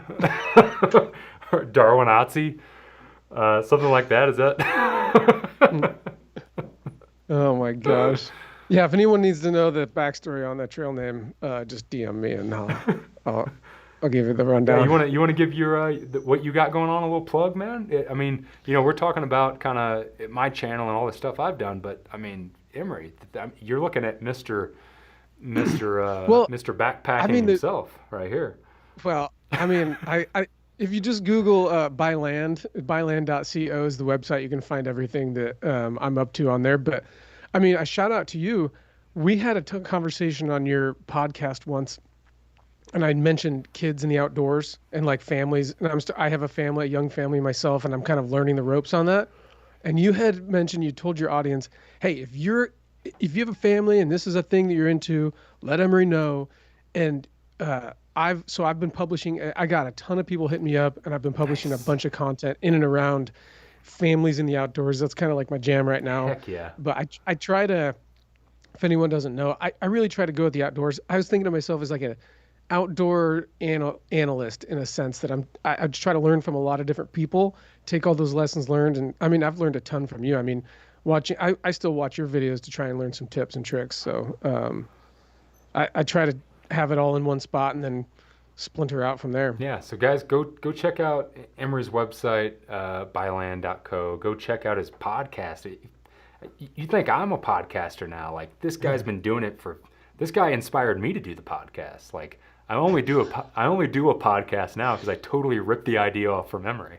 So Well, it's just a bunch of it's talk. just talking. It's good to talk, and also check out our podcast most of the Yeah. time together, the Outdoor Evolution podcast. So right on, Well, dude. thanks for Yeah, having me, man. man. Thanks for popping in, and let's do some podcasting soon. Let's do it. All right, bud. See you, buddy. See you, See you, buddy. man.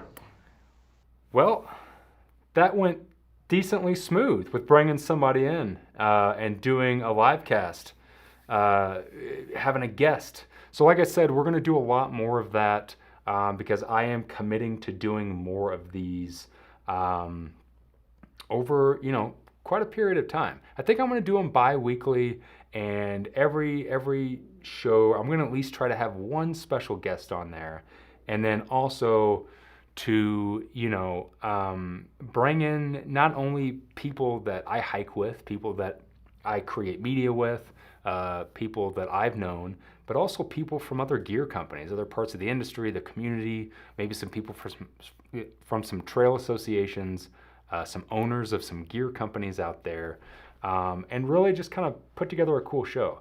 It's like I said with Emery just a little bit ago, I still love all of this stuff. I have become very busy with other things that I'm working on as far as media production company, working on films, my own personal life, still trying to be a good husband and still trying to be a regular human being that's not just the hiking, backpacking guy, trying to own it now a gear company. But I still love getting on here and chatting with my community and my people about hiking and backpacking and the thing that kind of has brought us all together in the first place, and gear and trails and all of that. So a lot more of these to come. I'm pretty excited about it. And I don't know, uh, maybe we'll come up with a better name than Darwin Live, or maybe it just sticks and that's it forever. I don't know. All right. So now that I've covered kind of the three main topics that I wanted to cover on this, I think that I'm just going to open the floor up to a general Q&A. So we'll do a little bit of a Q&A. I'm not going to go crazy long. Maybe 15 minutes, another 15 minutes, 20 minutes, because I don't want to make these crazy long. Even though we're creeping up on 106 minutes. 106 minutes. You get into conversation, you get into answering questions, and it's what happens. Someone said Darwin's side trail. It's all right. It's all right. Darwin Unplugged, Darwin's Den. I wanted to do a podcast at one time that I was going to call Darwin After Dark. Where I was just going to do it kind of like a a real deep like radio DJ voice and just talk about like I don't know, like maybe like some weird like ghost stories or something like weird controversial things on the trail, like a murder podcast or something. I don't know, but I thought it was a great name. Darwin After Dark. Come on, that's good. That's good. All right, so someone said I enjoy this conversation. I like this lifestyle podcast. Cool. Yeah, give me some feedback. Leave me some stuff in the comments down below once this is done. And this will be up to be able to rewatch. If you missed out on some of the topics, conversations, some of the stuff that we talked about early on, whether it was Evolve Supply Co., whether it was traveling and backpacking and adventuring abroad, whether it was what the future of thru hiking is, you can go rewatch all of it.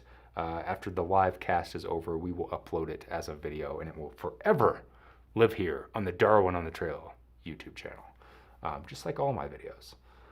So, anybody have any questions? Any random questions for me? Now would be the time to ask any questions about some upcoming trips that I have, gear questions, questions about production company, camera gear, backpacking gear, bike packing, backpacking,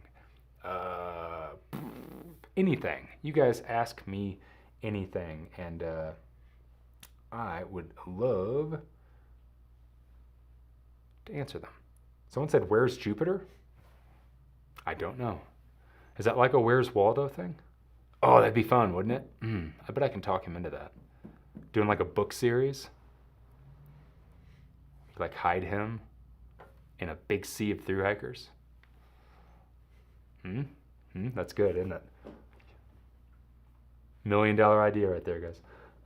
Any camera gear in the works? Oh, that's a good question.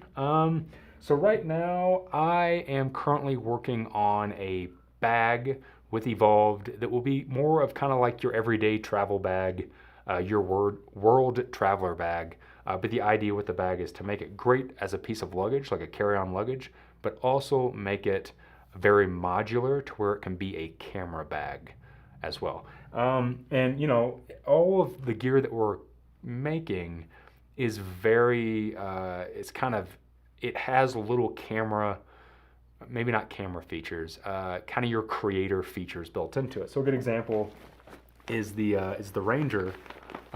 You know, we put this extra piece of webbing on here, so it's perfect to be able to put one of these camera clips on. So if you're somebody like me and you carry a camera with a camera clip, a big camera, and you're doing a hike or something, yeah, it's really hard to do when it's not on your shoulder. Really hard to do, yeah. So then it's perfect for holding your camera right there on your shoulder strap. But you don't have to use it. You can definitely put a shoulder pocket on top of it, or never put the camera clip on there to begin with. So that's, you know, something that we did, very kind of camera gearish. The bike bag that we're working on, the Ape Man, which this is an early prototype. It's gone through some changes, so this is super early prototype. We're working on a system for this that would be a good side carrying strap, but also works good as a camera strap. So little things like that. I definitely, you know, me being a videographer and a photographer, all the gear that I'm working on and designing will definitely have some of those little camera gear features. So, let's see, what else do we have? Do you snowboard? I do not snowboard. I don't snowboard and I don't ski simply because I have bad knees. I've had bad knees for years. I can very easily dislocate my kneecaps. Something I was, I guess, born with. Something about my patellar tract, some crazy scientific something. Which is why I have torn my meniscus so many times. So no, I don't ski, I don't snowboard, but fun fact, I was a ski tech for about 2 years at a shop in Albuquerque, New Mexico. So I used to tune skis and snowboards. I used to do base waxes, P-texing, for any of you snow sport geeks that know what that is. boot and binding test. So I used to actually work on skis and snowboards, but no, I myself do not. I get out and do a little bit of snowshoeing from time to time. I've thought about picking up some like backcountry touring skis just to kind of get places a little faster, but no downhill. I'd just be on flat ground. How can we collaborate on gear design? Reach out to support@evolvesupplyco.com. What do you have in mind? What else do we have? Do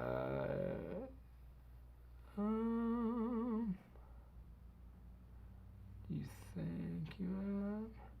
Oh, somebody said, do you think you'll hike some of the AT before or after trail days? That's what I was thinking. So for some of you that are just now joining or maybe didn't hear the news earlier, I'll be at Appalachian Trail Days this year with a booth for Outdoor Evolution, and Evolve Supply Co. will have a bunch of products. We're going to do a live video podcast from Trail Days from our booth, but we will have a booth, so I'll be there that entire weekend. And I've been trying to set up a hike either before or after. I would really like to. Last year, unfortunately, I had a big section planned and I got sick while I was out on the trail, so it got kind of stopped. So sucks. So I need to get back out there. I need to do a small section. I got a friend that I promised that I would do a nice big section in Virginia with, so I'm hoping to hold to that promise. That's the plan. Someone said random question, but do you know how to ski? I don't know anything about skiing. Someone said, is that a handlebar bag? It was a handlebar bag. Yes, it was. And more information coming on this soon. Again, you can go over to Evolve Supply Co. There's the logo. Go over to evolvesupplyco.com, sign up to be notified when we release some information about this. Also, you can follow us over on Instagram to keep up to date on all of that, and some teasers we'll be sharing. Any interest in kayak packing trips? Yes, I would love to do some kayak packing trips. I have wanted to do some, they call it portaging. Is that what it's called? Is it portaging? Portaging? Is anybody out there like a boat person? I've heard it called portaging. That might be a word that I made up. I might have made that up and thought that I heard somebody say that once, but totally never heard somebody say that. So if you want to call me on my crap, call me on my crap over here in the chat or down below in the comments if you're rewatching. But yes, I would love to get into kayaking. I love kayaking. I did some whitewater rafting in the Amazon jungle in November, and just, I don't know, being in a boat again and like just trying to control the waves and stuff, super fun. I love doing that. Hadn't done it in a long time. So yeah, that'd be fun. I'd like to get into pack rafting. Pack rafting sounds fun. Yeah, maybe some pack rafting. Maybe some bike packing pack rafting. Like where you ride a bike with a pack raft, and you get there, you blow up the raft, you break your bike down, and then you float the river, then you get out, you reverse the steps, and you ride off. That sounds fun as hell. Anybody has any experience with that, get a hold of me. Anybody has a pack raft that I can use to be able to do that, get a hold of me. Years ago, I was going to do something like that with a friend. I was going to go do the Escalante River. Ended up never happening because whatever. But that's something I'd really, really like to get into. Someone said, I'm from Morocco. I'm in love with all your videos.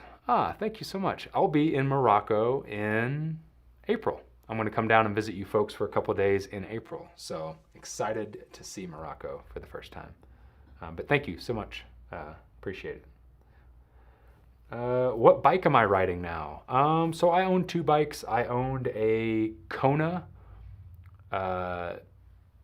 Rove ST, the same bike that I made a bike packing gear list video on. If you want to go check my channel, it was like over a year ago. Made a full breakdown of my setup. That same bike frame, the wheels have changed, the fork has changed, but that's my main bike that I ride.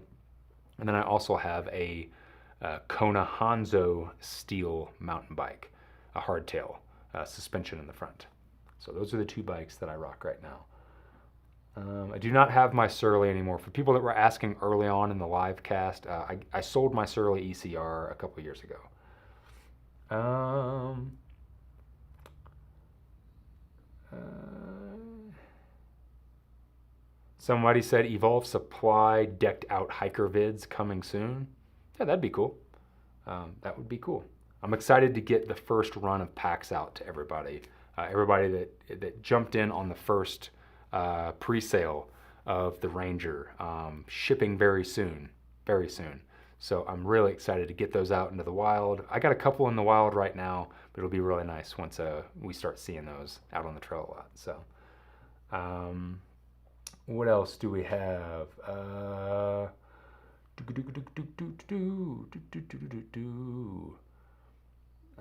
lot of bike packing questions. It's funny, man. Any bike packing routes slash adventures in the works? Yeah, I got a couple little routes that I'm thinking about doing. There's a trip that I've been wanting to do down by Tombstone, Arizona, that I was going to try to get out and do last year, but the weather did not work out right. So that's in the works. There's a couple rides in New Mexico I'm really wanting to do. Me and my buddy Zach, that you guys might remember from years ago, there's a video on my channel where I reviewed coffee on the trail, all the instant coffee packs. And there's a guy sitting across the picnic table from me that's got a bald head and a big beard, and it looks like his head's smoking. That's Zach, good friend of mine, owns a bike shop. And there's a couple routes and trips that we've been trying to do for years in New Mexico. So the plan is to get some of those done this year. So yeah, no crazy big trips, but a lot of smaller trips. That's what I'm really trying to focus on for 2023, is getting out, just like Emery and I talked about, and doing a lot of smaller trips, backpacking trips, bike packing trips, maybe some portaging trips or pack rafting or whatever it's called. That's the plan. Somebody said, what was your favorite dehydrated meal on that short trip? Good question. Hashtag not sponsored, but Peak Refuels pesto chicken pasta. Oh, so good. Really light, really flavorful, super high calories. Great meal. I didn't used to like any of the prepackaged dehydrated meals. And then I tried some of theirs. Top shelf. So yeah, that would be my favorite. How do you deal with worn out knees in the off season? Same as I deal with worn out knees in the on season. I try not to beat them up too much. I take some ibuprofen from time to time. I do use a product called Keon Flex. It's a supplement that has a lot of like turmeric and stuff that's really good for joints. I take that daily. That does help with my knees quite a bit. And then I just try to stay in shape. I try to build up those muscles around my knees, try to build up my hips and my glutes to kind of support my quads so they're not overloading my knees. That's really what I try to do. Yeah. Somebody said portaging. I'm going to make that a thing.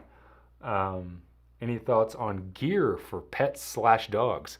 If you go dig around on my channel, go way back, end of 2015, beginning of 2016, you will find a gear review video that I did of a dog backpack.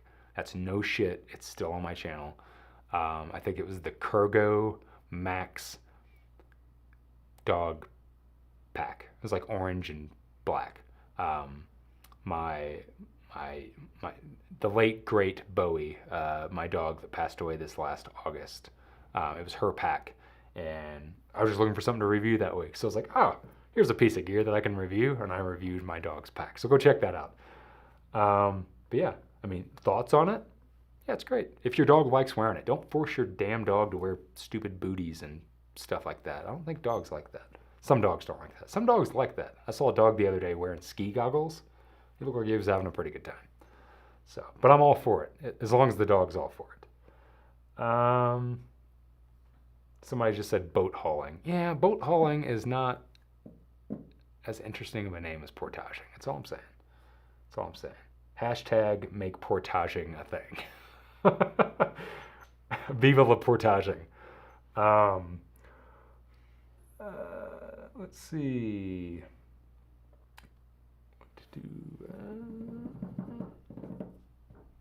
Want to do a bike packing trip from Cincinnati to Cleveland? Not really.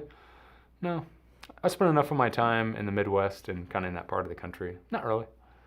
Sounds fun, but no, I'm good. Thank you though. But it sounds like you should do that, or somebody should do that. Is that a thing? Wait, that is a thing. That's the oh, what's it called? Is that the? It's a route. It's a route that already exists. But no, I don't have any plans to do it. But that sounds cool. I just personally don't want to spend a lot of time in the Midwest lately. I've had my fair share of the Midwest over 37 years, folks. Nothing wrong with the Midwest. I like it out here. I like it here in Arizona, even with the 60 plus inches of snow that we currently have on the ground.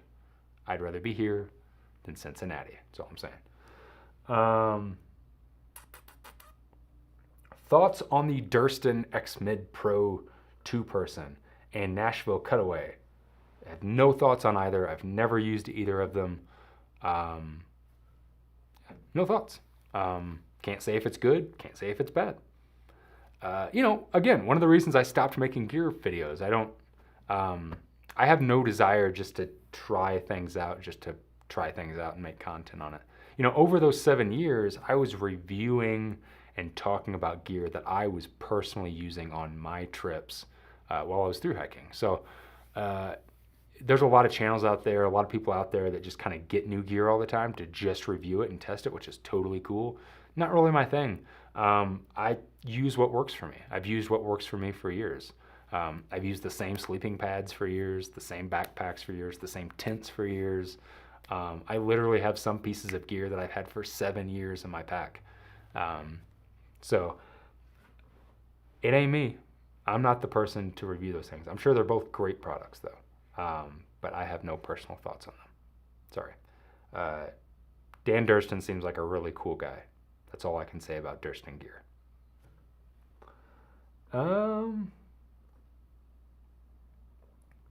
Shout out to Dan for seeming like a pretty legit guy. Don't know him. Let's see. Good old vitamin A, Advil. Oh, that's what the kids are saying these days. Used to be vitamin I. Vitamin I, friends. Now it's vitamin A. But yeah, it does help. It does help. I do actually prefer Advil. There's something about that candy coating. Something about the candy coating that just sets it off, You're going to swallow some pills. Might as well have a little sugary rush on the way down. I'm going to answer one more question, and I'm going to look for a really, really good question. If you got a damn good question, if you got just the best question, you're like, ooh, this one's going to knock it out of the park. Ain't nobody ever asked Darwin this question. Put it over here in the chat. Put it over here in the chat. Come on. Give me something good. Give me something good. That's probably going to bring in all kinds of controversial things with horrible words that we'll have to bleep out. Be respectful. Be respectful. Don't put anything a little too, yeah.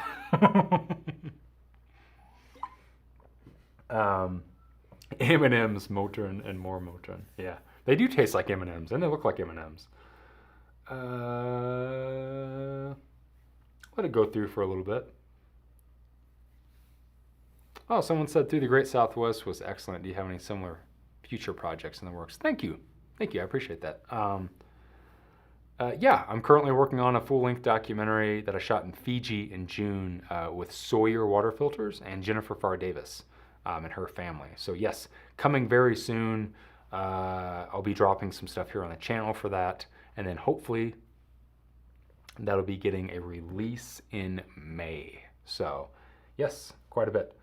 All right. Man, sometimes like people ask me questions and it's like, I just like, it fills my heart with joy of like, where was this over the last 7 years? Like, how about a Q&A on bike packing? I was like, why didn't somebody ask me that 4 years ago? Oh my God, you would have got me real riled up then.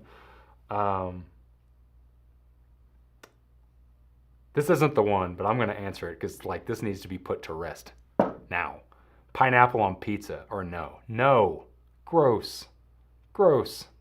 Fruit does not belong on pizza. Pizza needs to be garlicky, spicy, salty, not sugary. Don't put sugars. Tomatoes are fruit. Yeah, tomatoes a fruit. You're right. Tomatoes a fruit, but it's not sweet. It's not sugary, right? No pineapple on pizza. Come on, you savages. Ugh. Ugh. Ugh. No. I owned a pizza restaurant for almost 8 years, and I've eaten every pizza under the sun. I've tried every combination. I've put some weird stuff on pizza, folks. Pineapple? Nope. Nope. Nope. All right. Let's see. What do I got? What do I got? I live right now. Ooh, somebody said I'll also do the Tour de Mont Blanc in July. Hope to see you there.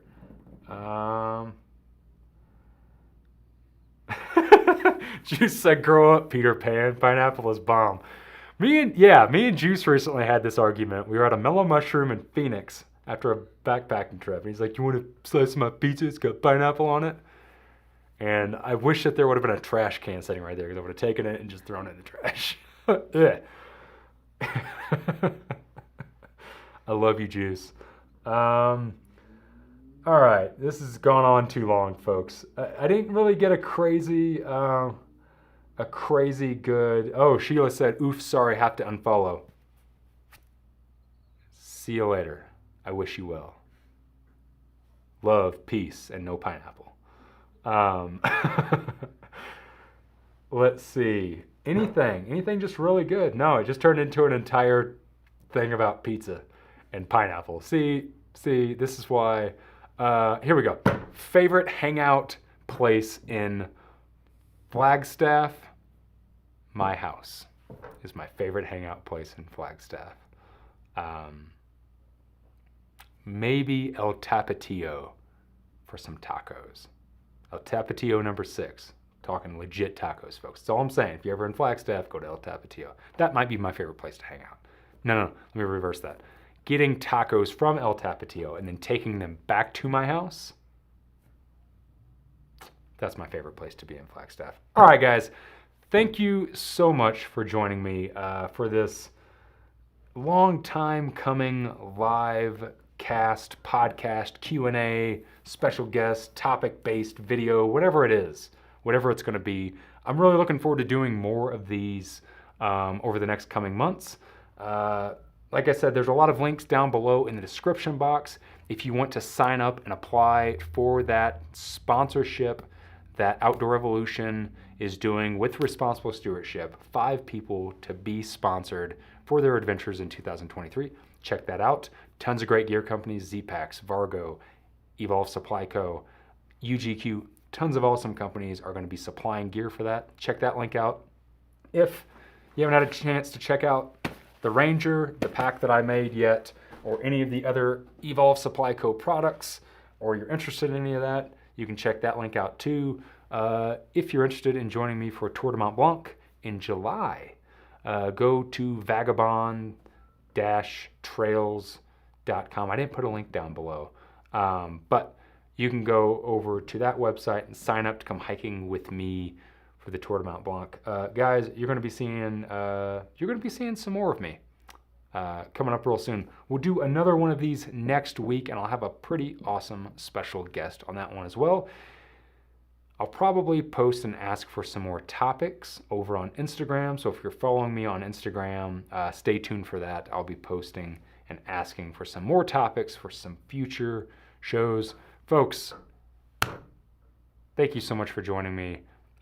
Thanks for hanging on, waiting for me to kind of pop back on here and make some regular content. I love you guys. Appreciate your support. Hopefully you're all doing well. Take care of yourself. Take care of your friends. Take care of your family. Take care of your mental health game. And see ya.